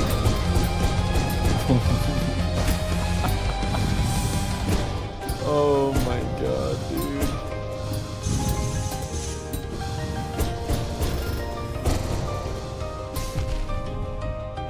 Nice DP, I believe it. What's up, Ember? How's it going? What is happening? You tried it? Koenig, you're a freaking beast, man. Good for you.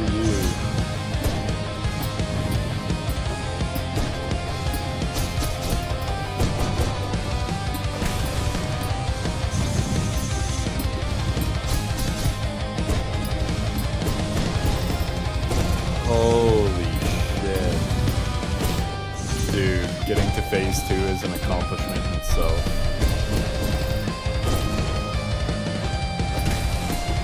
Like, genuinely.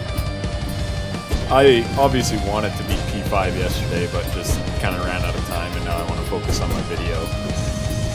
So, while I still feel a little bummed that I didn't do it, at the same time, I think just getting the 112 completion is an achievement.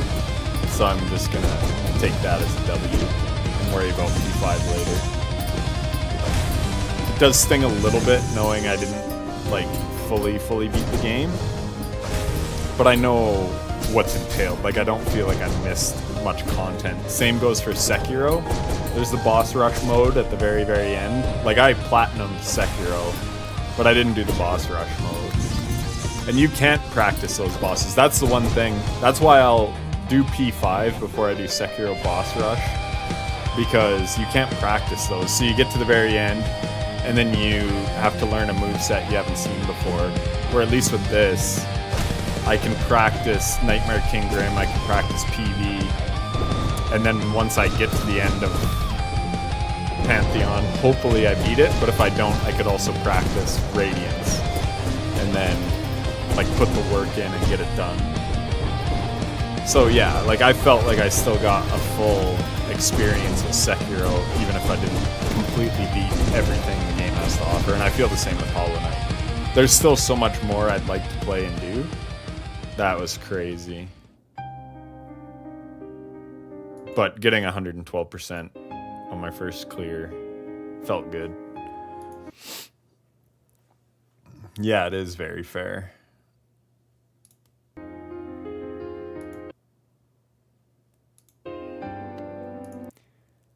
All right, what else did we have lined up?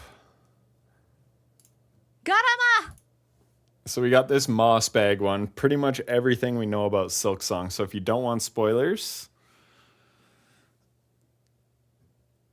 is Gods of Battle? Interesting.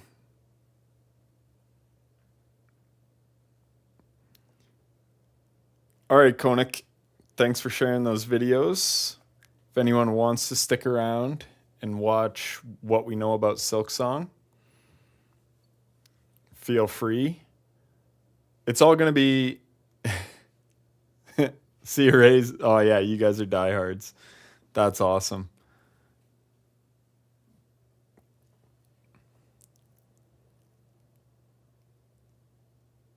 Yeah, no kidding, Konik. You should be a Silksong streamer.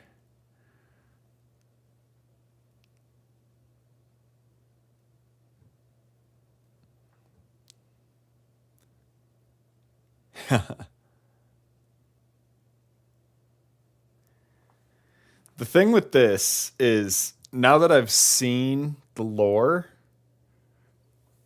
I like appreciate the game even more than I did before.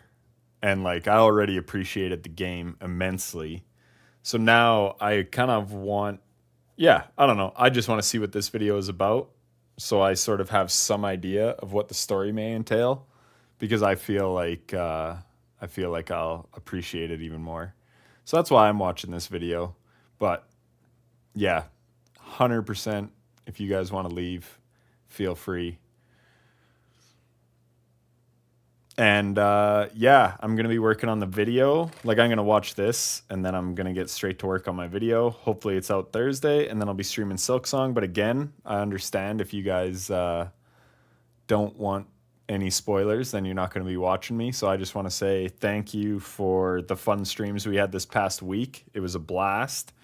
And yeah, when you guys all beat Silksong and want to come by, we can discuss it. So I'm excited. We are watching a video about Silksong. Yes, DP.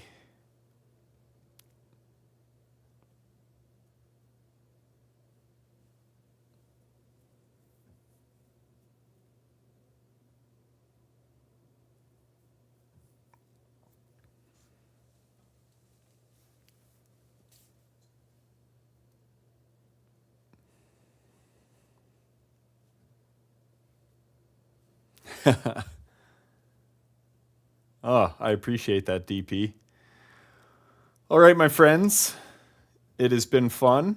Thank you for, like I said, the last week and the fun lore stream. And yeah, all the stuff you've helped me with. And like I said, we'll see you when we see you.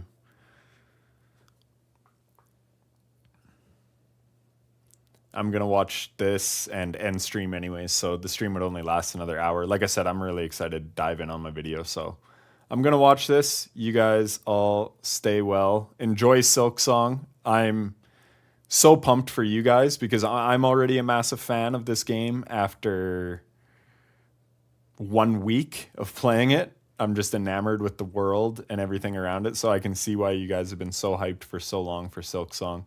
So I hope it's everything you guys want.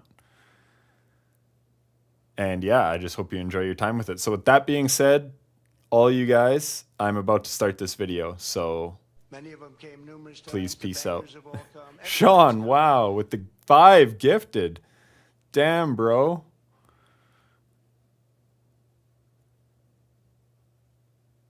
That's so nice of you, dude. Jesus, thank you. Yep. Feel free to swing by. It'll be the same vibes. And if you don't, like I said, it's, I mean, yeah, it's no problem. I totally understand.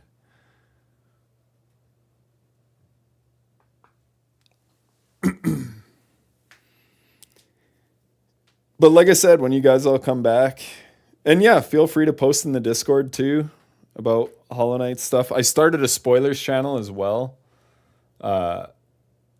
So yeah, between that and the Hollow Knight chat, feel free.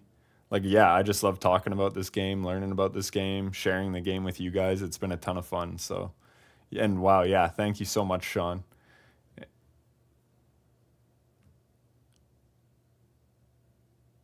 Yep, and that's fine, dude.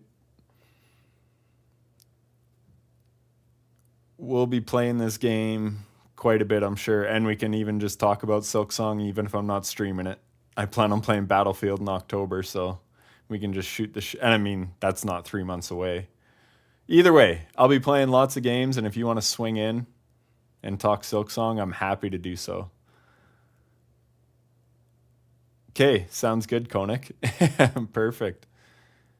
And yeah, I've got a promo channel in my Discord as well, so you can promote yourself for your Twitch. Yeah, I'm hyped for Battlefield 6. I really enjoyed the beta. I put like 27 hours into it over just 2 weekends. But yeah, honestly, much love, you guys. Seriously, I appreciate you guys so much. It's been so fun to stream this week. Like, by far my favorite streaming experience I've had. Like I said, I'm new to this, but it's been so fun. You guys rock. But yeah, I am going to start the video now, so you've been warned. But thanks for watching me. I do appreciate it. Later, guys. I didn't think we'd get this far. Silksong is finally being released on September 4th, 2025. Yep, you guys have a good night too. And Team Cherry has decided to announce this information with a brand new trailer, showcasing just how far the game has come since that first trailer released back in February 1963. But that's not all. Team Cherry was also interviewed by Jason Schreier, where we learn what the process of developing Silksong was like. Apparently Silksong took so long because Team Cherry was just having so much fun making the game.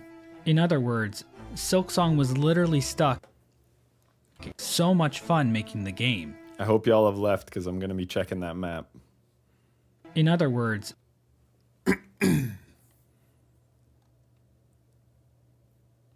Silksong was literally stuck in development heaven.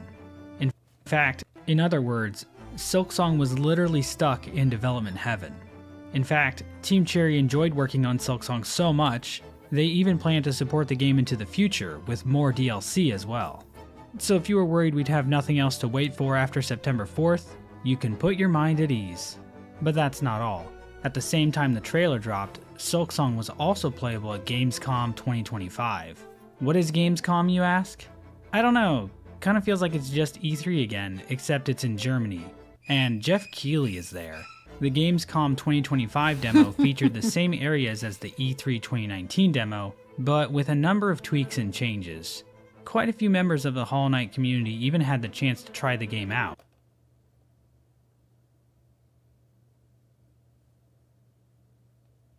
One of these creators, BlueSR, a Hollow Knight speedrunner, was even able to play the demo enough to get really comfortable with the controls, so it was interesting to hear his breakdown of how Silksong feels to play. After all, Hornet is a much more complex character than the Knight. She can sprint, dash attack, dive attack, air dash, wall run, ledge grab, sidestep, harpoon dive, backflip, down dash, heal mid-air, and she even has a dedicated aura farming button that can consume silk for a little extra flair. She can even automatically run over short ledges. What can't this girl do? But that's not all. Team Cherry has also updated Steam with new screenshots, trading cards, and Steam badges that hint even more at just what is waiting for us in Silksong.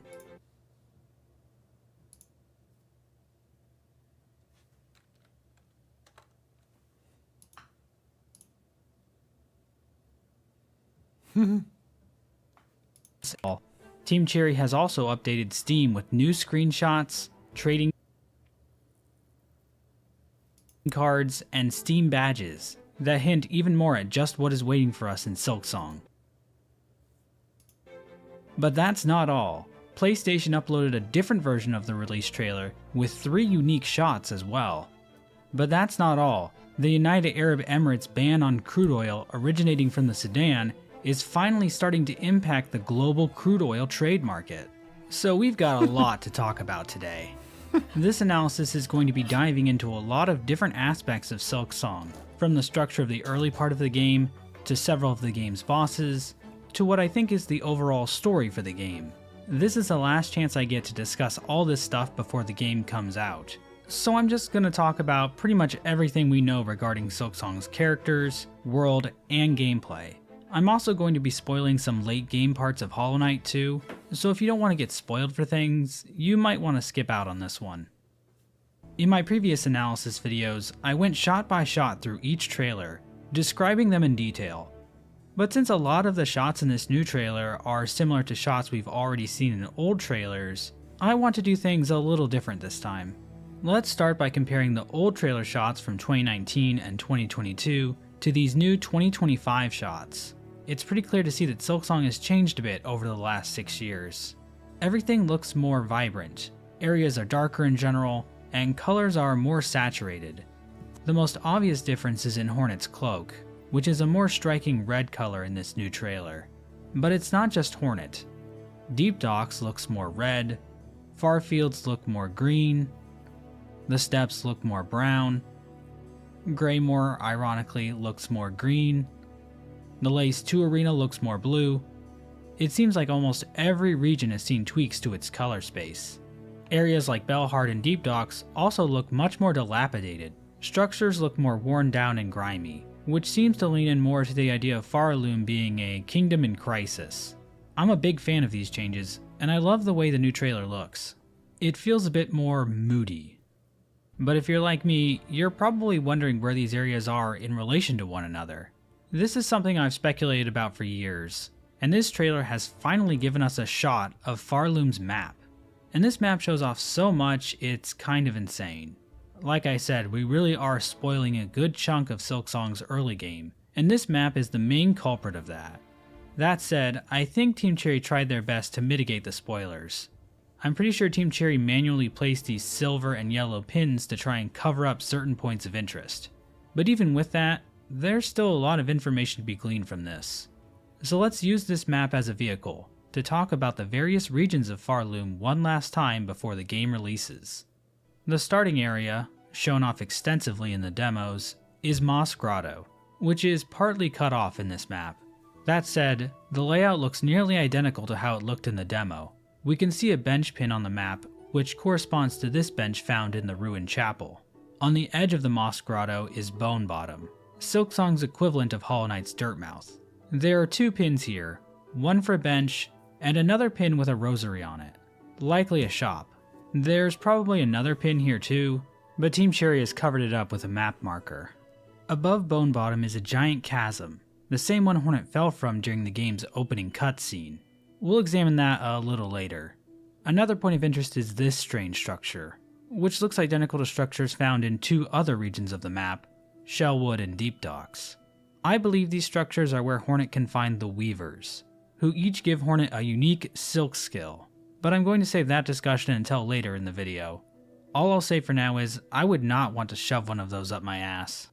To the right of the Moss Grotto is the Marrow, which appears to be the final form of the Forest of Bones, an area planned for the original Hollow Knight. This section of Farloom also features a repeating landmark, these Bell Shrines. One of these shrines can be seen at the end of the demos, and another one briefly appears in the new trailer. 3 other shrines can be seen in Deep Docks, Shellwood, and Greymoor. What exactly are these bells for, you ask? Lore-wise, I don't really have any good theories, but gameplay-wise, it's probably a progression gate. I'm guessing you'll have to ring some or all of these bells to access the final boss. Not far from the bell is a silver ring, which appears to be covering up a different pin. I'm pretty sure this is Team Cherry trying to hide what's really under here. But we actually know what this is, because Deep Docks has the exact same silver ring covering an identical pin. And we know from the Gamescom demo that this room is a fast travel station, given that it looks identical to the one shown off in the 2022 Xbox trailer. We also know what the symbol for the fast travel locations looks like, and it appears to be an exact match for what's hidden under this silver ring. So, nice try, Team Cherry. I just totally owned you. There are a total of 5 fast travel pins on this map, all covered by these silver rings, and I'm not going to bother pointing them out. You can check the map out yourself if you really want to know where they all are. Speaking of pins, the Marrow is also where Hornet will meet Chakra, Silksong's version of Cornifer. Chakra belongs to a tribe that resides on the edge of Farloom, and she's both a warrior and cartographer. Her tribe is also possibly related to Elder Hu, from Hollow Knight. Hornet can collect maps from her, and there are even sprites of Hornet wearing rings similar to Chakra. Whether she gets them from Chakra herself or her tribe, we'll just have to wait and see. Hornet might also meet Shurma here, a small bug on their own pilgrimage to the Citadel. He appears to pop up in various parts of Farloom, and it seems like he's going to need Hornet's help along the way. After the Marrow is Deep Docks, parts of which we've seen in demo footage. The bugs in the Deep Docks work tirelessly to fill these metal containers with materials such as smoke rock and sweet smelt. These materials are likely used in the creation of all the bells scattered across Farloom.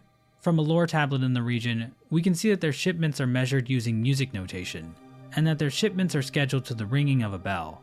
Judging from the map in the trailer, less than half of the Deep Docks have been revealed in the demos. There's an icon hidden underneath a silver ring here, but it's not a fast travel location. In the demos, this location is the spot for a massive bench with bells hanging over it. But this doesn't look like a regular bench pin to me. This unique type of bench was actually mentioned in the interview Team Cherry had with Edge magazine back in 2020. They were described as holy benches, and they differed from regular benches in that they featured a workbench where Hornet could string up rosaries. Rosary strings are items in Silksong that can be broken to gain rosaries, the game's currency. The reason you might want to convert your rosaries into a rosary string is because they aren't dropped upon death like rosaries are. Similar to Hollow Knight, Silksong has a corpse run mechanic, where your currency is dropped upon death, and you only get one chance to get back to the place where you died and recover that currency. This mechanic was very punishing in the early game of Hollow Knight, and holy benches seem like a method of easing that pain for players in Silksong. And it would make sense that these special benches get their own unique pins on the map. A shop pin sits in the middle of Deep Docks, which we know is Forge Daughter's shop. We see her shop in the latest trailer, and she sells Hornet tools in exchange for both rosaries and some kind of resource. To the right of Deep Docks is Farfields, a region filled with updraft currents and long stretches of open space filled with tall grass. A new town called Pilgrim's Rest can be seen in this region. In the Bloomberg interview, Team Cherry mentioned that part of what made Silksong more complex to work on than Hollow Knight was the inclusion of multiple towns. The only proper town to speak of in Hollow Knight is Dirtmouth, but in Silksong we know of Bone Bottom, Bellheart, this enclave of pilgrims in the Citadel, and now Pilgrim's Rest. Silksong is also probably going to feature a village created by a Kickstarter backer. This was the single biggest backer tier, and only one person snagged it back in 2014. In an old development map of Hallownest, the village was referred to as Lion Village. Now I figured this was in reference to ant lions, bugs that hide in pits and catch unsuspecting prey. But I asked Team Cherry to tell us more about this lion village, to which they said it was full of lions. Not ant lions, lions. And since we all know Team Cherry would never tweet something that could mislead fans in any way, shape, or form, I am 100% expecting real lions in Silksong. Now, I would have preferred wolves, but obviously I'll take what I can get. That brings the total to 5 towns. That's like 5 or 6 times the number of towns that were in Hollow Knight. And it's not just there being more towns, it's the fact that Silksong is going to feature an entire quest system. We've seen very little of how this quest system is going to work. There are bulletin boards Hornet can check in the various towns that feature missions she can elect to complete. They fall into 4 categories. Gather quests involve finding objects in the world. Wayfarer quests seem to involve finding secret locations. And Hunt and Grand Hunt quests likely involve fighting specific enemies or mini-bosses. It seems like these quests can even involve other characters.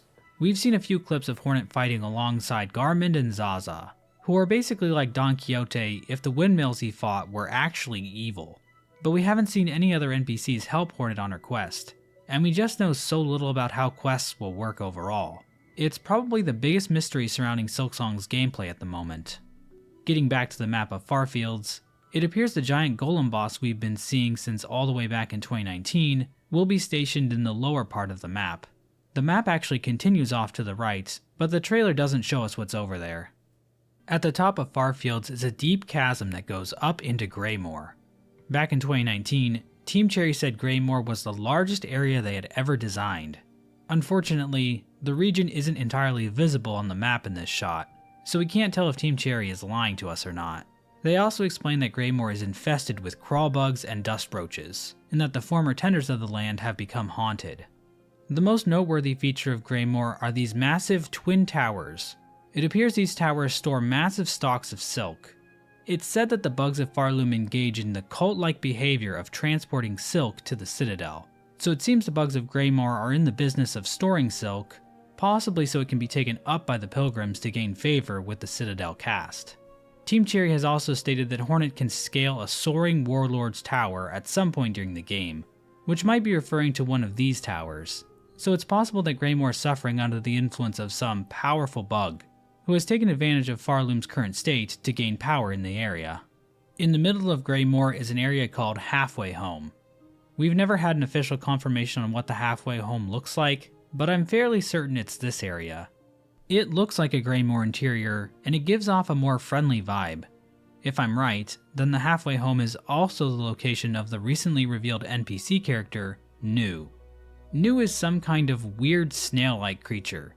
Team Cherry had originally planned for snails to appear in Hollow Knight, and they would have been awesome, but unfortunately they were ultimately cut from the game. Team Cherry must have realized their mistake and are finally correcting it with New. Similar to how Zote was the self-insert for William Pellin, I strongly believe that New is a self-insert for William Pellin. New tries to kiss Hornet in the trailer, and she slaps him in the face. I like this because it nicely contrasts how Hornet reacts to a character trying to kiss her, versus when a character tries to kiss the knight. It really speaks to the difference in the two protagonists' personalities. That is to say, Hornet actually has one. We don't know much about New, other than apparently they've been forced to live in the attic of this place. They seem to be writing on a scroll, likely implying that they are some kind of master scholar or gifted musician. Their Steam trading card entry says the following: "Cut them with your blade. Cut them with your mature spirit. Cut them with your savage adult heart."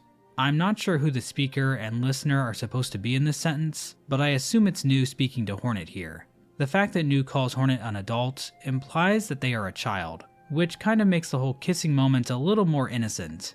It's also nice to know that Hornet's method for correcting a child's behavior is violence. My biggest problem with Hollow Knight is that I just didn't find the main character relatable. On the far right side of Greymoor is a landmark known as Crawl Lake. My guess is that this area is the Hermit Crab Bay from the 2019 reveal trailer. There's some kind of large structure on top of the Crawl Lake. Perhaps this structure goes down into the lake, similar to the teacher's archive. This might be the location of this screenshot. Hornet is using her cloak to float by some electrifying sea anemone type creatures. I also think this part of the map is close to the location of this new room from the release trailer. This appears to be a resting place for the Fleas, a band of travelers making their way through Farloom. They've previously appeared in a different region of Greymoor, and it seems they can appear in multiple locations, given that they travel around in giant carriages. Even their bench is on wheels. The Fleas in Silksong seem to act similar to the Grubs in Hollow Knight. You can find Fleas scattered across Farloom and recruit them to join the travelers.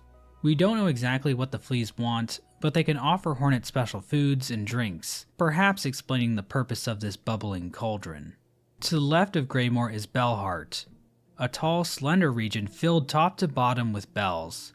Bells are scattered all over the land of Farloom, and Bellheart seems to be ground zero for this phenomenon. It seems to be situated in the center of the map, which makes me think these bells are being dumped down into Bellheart from somewhere above, likely the Citadel. There appears to be a secret entrance to Bellheart from the Marrow below, and I'm guessing this big bell-filled room right here is the room we saw during the Nintendo E3 Direct from 2019. The reveal trailer from PlayStation might have given us a glimpse of one residence of Bellheart, this centipede, millipede type bug that is wrapped all around the room. We don't know who this character is or what they do, but I absolutely love their design. Down and to the right of Bellheart is a wide but somewhat narrow region known as Hunter's March. I suspect this section of the map is where the Hunter Ant enemies reside. So why do I think the Hunter Ants live in Hunter's March? Well, we can see some kind of structure here in this room, and this structure seems to be a massive statue of Hunter Queen Carmelita, the ruler of the Hunter Ants. I get the vibe Carmelita is some huge superstar, and the Hunter Ants are her ferocious stands. This area underneath the statue is probably the entrance to the ant colony's home base, and I can't wait to see Hornet's reaction to all of this. I also think Hunter's March was once the location where Hornet would meet the Huntress.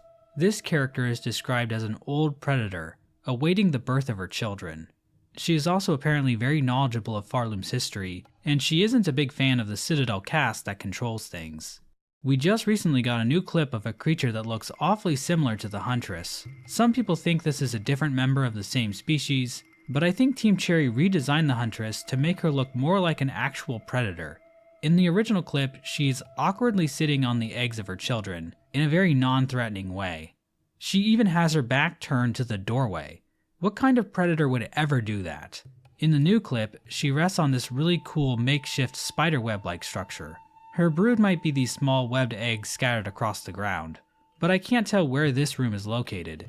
It might be somewhere in Greymoor or Shellwood, but I'm just not sure. There are 2 silver rings on the map here, but neither one of them has anything underneath them.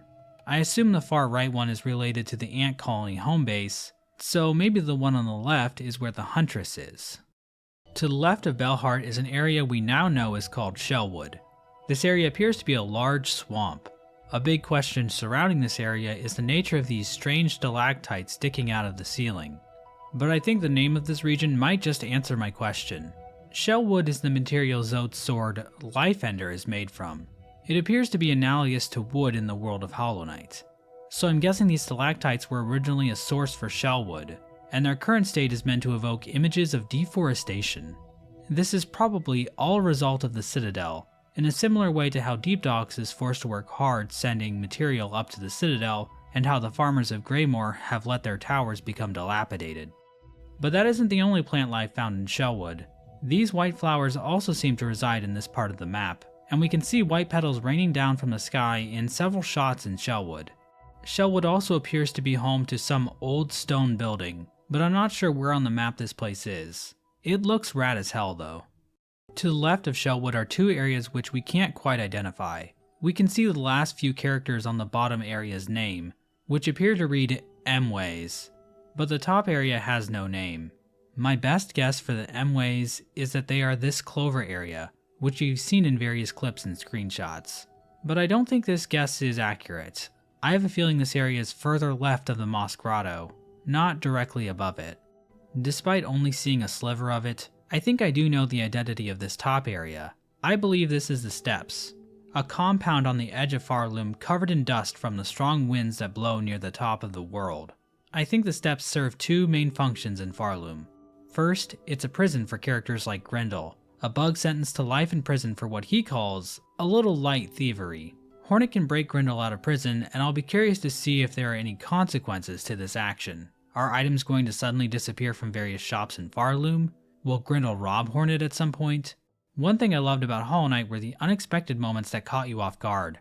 I think we all remember that moment when we first stepped out into the City of Tears the first time as the vocals kicked in and the sheer beauty and scope of Hollow Knight's world opened up before our very eyes. It was truly a magical moment, but it's not the moment that made me fall in love with Hollow Knight. No, that moment came when I realized that Millabelle had run off with all my Geo. Those moments, when the game plays with your expectations and subverts them in silly ways, is what I might be looking forward to the most in Silksong. I don't know what Team Cherry plans to do with Grendel or any of these other little freaks, but I seriously can't wait to find out. The second purpose the steps serve is to judge the pilgrims looking to enter the Citadel. The steps appear to be home to the Last Judge, an intimidating figure who I think passes judgment on any who would seek to reach the top of Farloom. I think the Last Judge will be a mandatory boss fight, required to defeat before Hornet can enter the Citadel. In the release trailer, there is a cutscene of Hornet opening a massive door.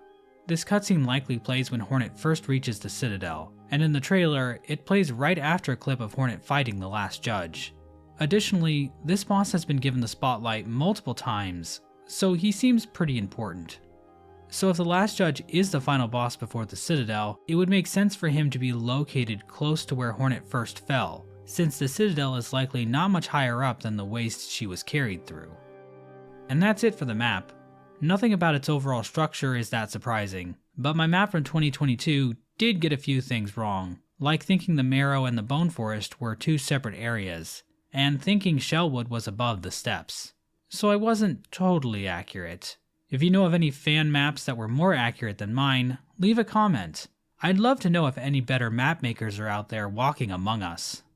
But what about the areas we know of that weren't on the map? The most mysterious area to me is shown in this clip from the newest trailer. I talked in the past about this area being covered in some kind of spores, but I don't think that's quite the case anymore.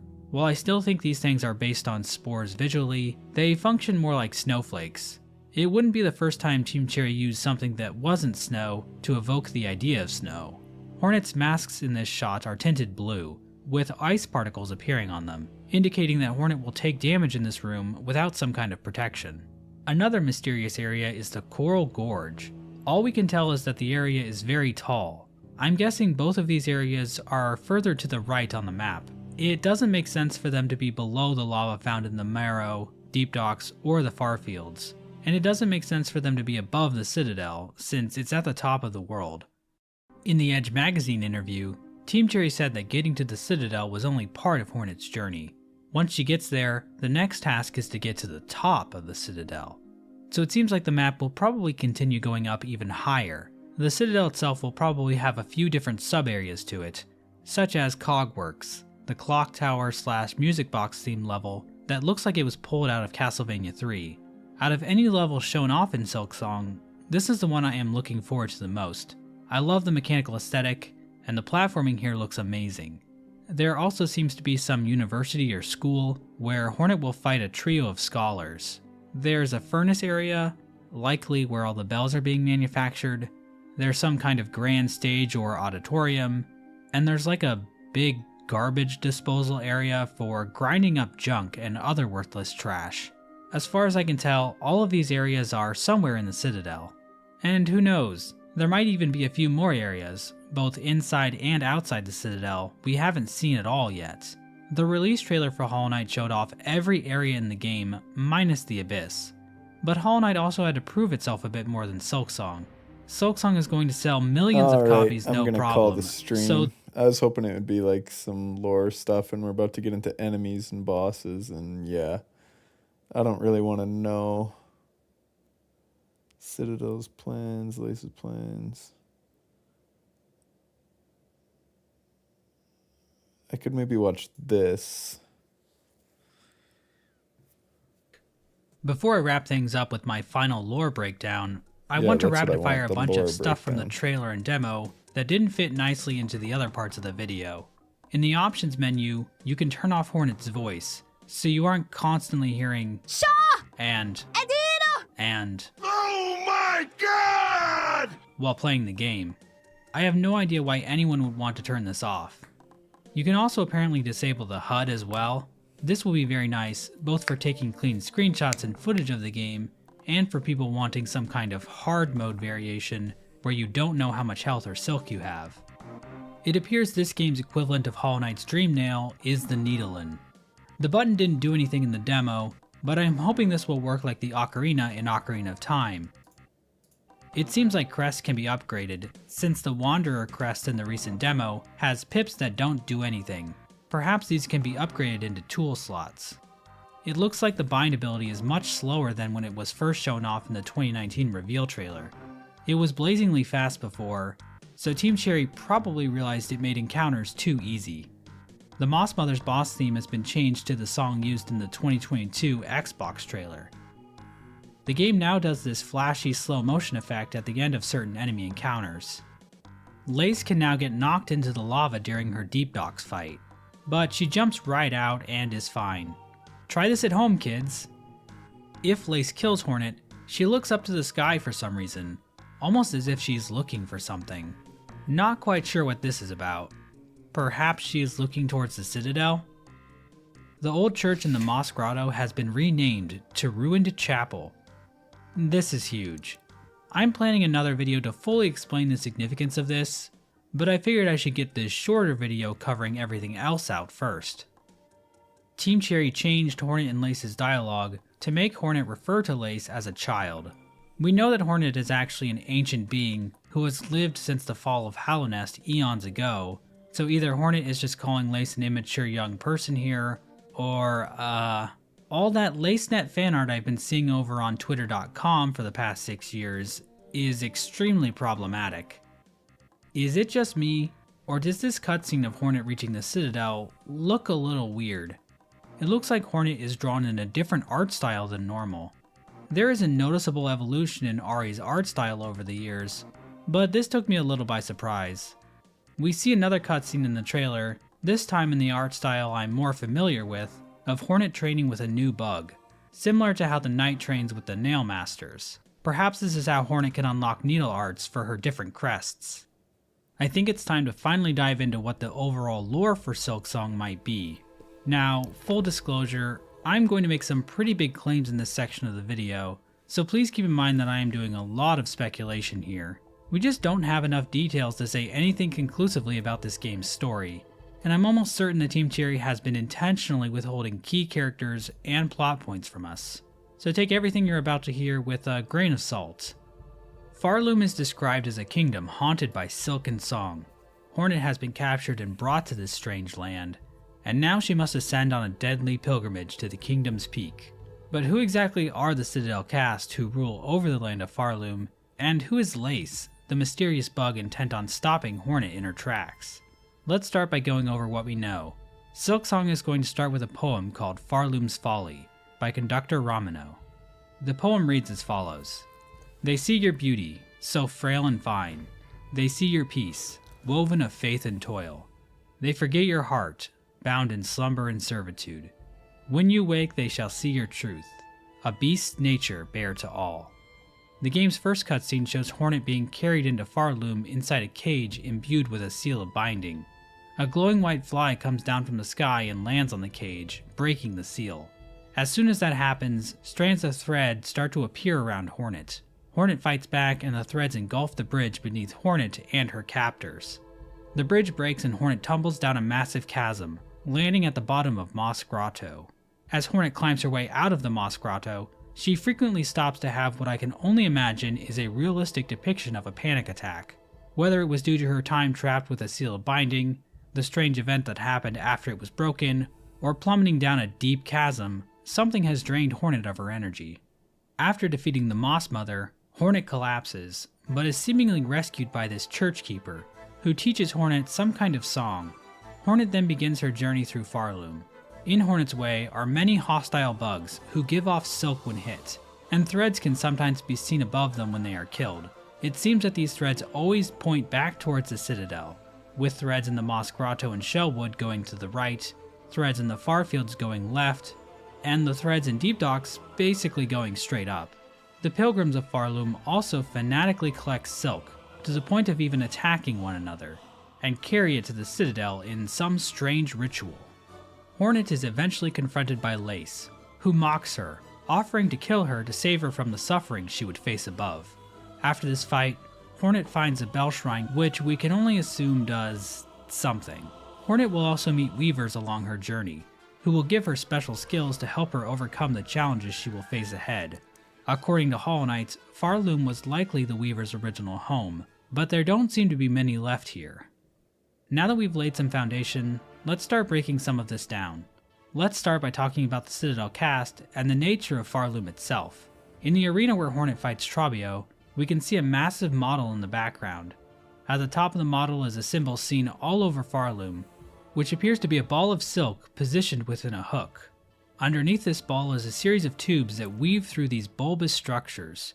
This is very reminiscent of the Citadel, as massive pipes can be seen in the background. Remember those strange structures on the map I mentioned earlier, where I said the Weavers might be found? They are likely the endpoints for these pipes. I believe Farloom has trapped these Weavers and is farming them for their sweet, sweet silk. Which sounds a bit weird, but Hollow Knight's plot involved killing babies, so I don't think Team Cherry is against their game featuring a giant silk milking machine. I think that's why the kingdom is called Farloom. The entire kingdom itself is a giant loom, with strands from the Weavers traveling through the pipes up to this silk ball and then out across the entire kingdom, connecting to every bug below the Citadel, turning the land into one giant machine built to serve the will of those at the top. The Citadel cast's subjugation of the Weavers seems reflected in the Farloom's Folly poem from the start of the game. It's not uncommon for spiders in Hollow Knight to be referred to as beasts, and given the existence of Weaver effigies in Farloom, it seems like the Citadel cast views them very negatively. Which makes sense, since it seems like at some point in the past, the Weavers lived happily in this kingdom, but are now almost completely gone. It's also possible that this giant ball of silk serves another purpose, that of a cocoon. I say this for a couple of reasons. First of all, it's possible that Farloom's Folly is referring to one specific being, similar to how the elegy for Hallownest could be read as referring directly to the Pale King. There might be a higher being inside this ball of silk, and the Citadel cast is using some combination of silk and song to keep it slumbering while they feed off its power. Second, there's a noticeable pattern of cocoons in Silksong. The Weavers Hornet finds in Farloom are wrapped in cocoons, and when Hornet dies, her corpse somehow becomes wrapped within a cocoon as well. Her corpse is also weirdly void-like, but I'll address that later, I swear. I think the Citadel cast is using some sort of spell to force Weavers and other spider-like creatures like Hornet into cocoons. This spell could be what affects Hornet after the seal of binding on her is broken, and is also what makes her so weak during the Moss Grotto segment of the game. I don't think it's until the Church Keeper teaches Hornet a song on her Needlin that Hornet is able to dispel this power over her. This song might also be how Hornet frees the other Weavers from their cocoons too. If placing spiders in cocoons is how the Citadel exerts power over them, then this giant ball at the top of the kingdom is the ultimate expression of their control. I think the Citadel has captured the higher being that created the Weavers inside a massive cocoon. And through their control of, let's call them, the Weaver Lord, and the Weaver tribe in general, the Citadel cast has been able to build a massive city that shines bright as gold. A city so grand, only the pilgrims selected as worthy are allowed to enter, and many more souls below will be forced into servitude. Wow, that sounds bad. But it seems there is some kind of imbalance within the Citadel cast. I think in recent times, something about the Citadel's control over the Weavers has diminished. This is forcing the Citadel to take drastic measures, compelling pilgrims to collect silk, and driving up the production of bells. And they've even been forced to send out a party of bugs to capture Hornet from all the way in Hallownest. The question of why Hornet was brought to Farloom is probably going to be the main mystery to Silksong, and likely won't be answered until very far into the game. So chances are I'm way off base here, but I suspect Hornet was brought in as an attempt by the Citadel cast to stop or slow the awakening that threatens their superiority over Farloom. Perhaps being a spider born of the Pale King's essence makes Hornet's silk even more powerful than that of the Weavers. But whatever the Citadel's plans for Hornet were, they seem to have been derailed when the seal of binding over Hornet's cage was broken, and I think the culprit responsible for this is none other than Lace. Lace can be seen conducting the same species of glowing flies that both broke the seal on Hornet's cage and watched Hornet in Moss Grotto. Lace even makes a snide remark about Hornet falling from her cage, indicating that she is already aware of what happened. So, Lace isn't just killing Hornet because she happened to bump into her and is racist against spiders or something. Well, she might still be racist against spiders, but the point is that Lace must have been planning to separate Hornet from her captors before they even arrived in Farloom. I suspect Lace is aware of what the Citadel cast intends to do with Hornet, since she comments that Hornet will face a great deal of suffering if she should end up in their hands. And whatever it is the Citadel cast is doing, it seems Lace wants to put a stop to it. And the easiest way to stop the Citadel cast from using Hornet in their plan is to straight up murder her. Lace might be trying to defeat the Citadel cast by accelerating the awakening of the Weaver Lord, or all the Weavers, which would, in turn, destroy the mechanism by which the Citadel is controlling the people of Farloom. If this is all true, then does that mean Lace is a good guy? If this theory is correct, then Hornet's ultimate goal would be to awaken all the Weavers, or the Weaver Lord, which would also destroy any power the Citadel has in Farloom. So both Hornet and Lace's goals would overlap. The problem is, Hornet risks capture by the Citadel, which Lace probably views as too risky, and it kinda seems like Lace just enjoys killing people. So I'm not quite ready to call Lace a good guy, but we'll see. Maybe she really turns it around in the second half. So Silksong is about a three-way struggle between Hornet and the Weavers, Lace and any potential allies she might have, and the Citadel cast for the future of Farloom.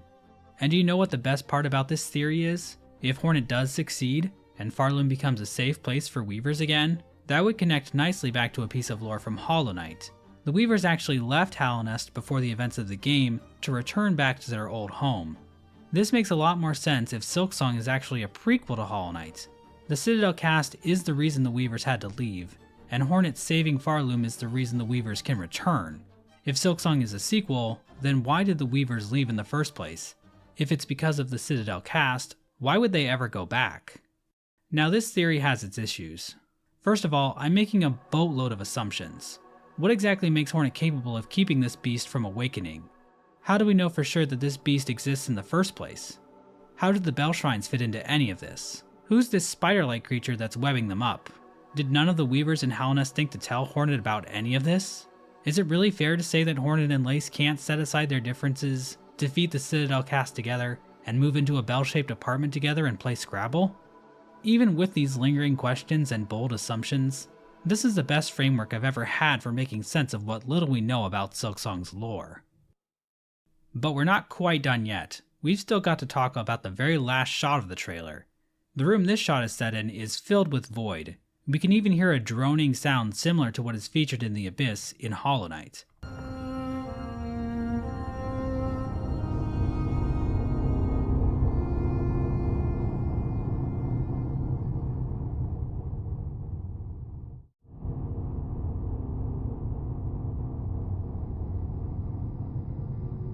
It's also been revealed that arcane eggs will appear in Farloom, objects created by the ancient civilization who worship the Void in Hollow Knight. So it seems that same civilization, or another Void-worshipping civilization, used to exist in Farloom as well. And there's the Steel Assassins, of course, who seem to be made of Void themselves. It's not clear what they hope to accomplish by killing Hornet, but their master's plan likely involves Void in some way. All this information implies that Void is a universal force within the world of Hollow Knight. I mentioned earlier that we would talk about what's going on with the strange figure in Hornet's cocoon. Some have speculated this black stuff is Void, but even though it is black particles, it doesn't really act like Void. Compared to how the Void looks when it's dripping off the collector, it's much more liquidy. These black particles might be chunks of carapace or exoskeleton. But for the sake of argument, let's say it is Void. If that's the case, then it might line up with the Hunter's journal entry for the Shade, saying that we all leave a stain of regret when we die. I've said before that I think Void might form from the regrets of dying bugs. That could explain why there is Void in the Pale King's throne room. His deep regrets about sacrificing his children to the Void caused him to leave a dark stain on the world. That might also explain why his corpse is a hollowed out shell when we find him.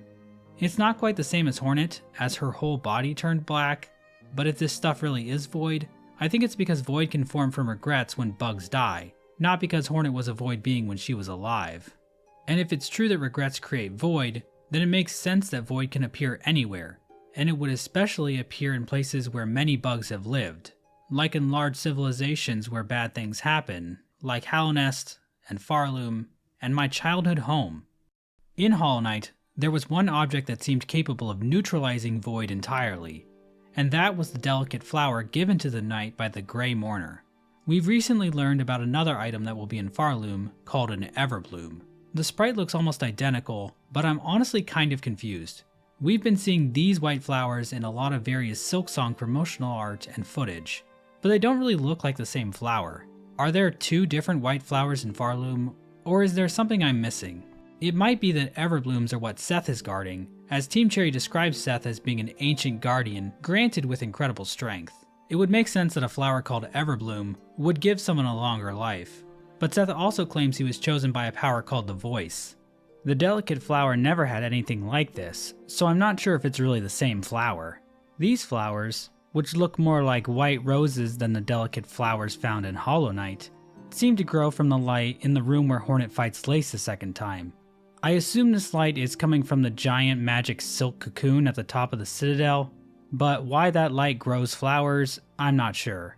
It might be a reference to the line in Fardoom's Folly about the frail and fine beauty of the beast. Somehow, the cocoon that holds this beast shines a light that makes beautiful flowers grow. We even see floral patterns on certain walls within the citadel that look more like these white roses. So these flowers seem more connected to the citadel than anything. Either way, if these Everblooms are the same flowers as the delicate flower from Hollow Knight, that means Hornet might have a tool in her arsenal to deal with any Void entities that might bother her, whether they be from the ancient civilization or the Masters. And that's it. I can't believe it's been over 6.5 years since I posted my first Silksong trailer analysis video. I only had 33,000 subscribers at the time, and it's mind-blowing to think about how much things have changed for me since then. I want to thank all of you for your support over the years. I'm looking forward to exploring the next chapter of Hollow Knight's story with you. And I'm excited for all the silly moments, epic boss fights, and crazy lore theories we're all going to share with each other. It's the moment we've all been waiting for. Silksong is finally here, and nobody even had to sacrifice me. Alright, I am going to end the stream. Thank y'all for coming, and we'll see you Thursday for Silksong, or we won't because you'll be playing it and enjoying it. But either way, I will talk to y'all later.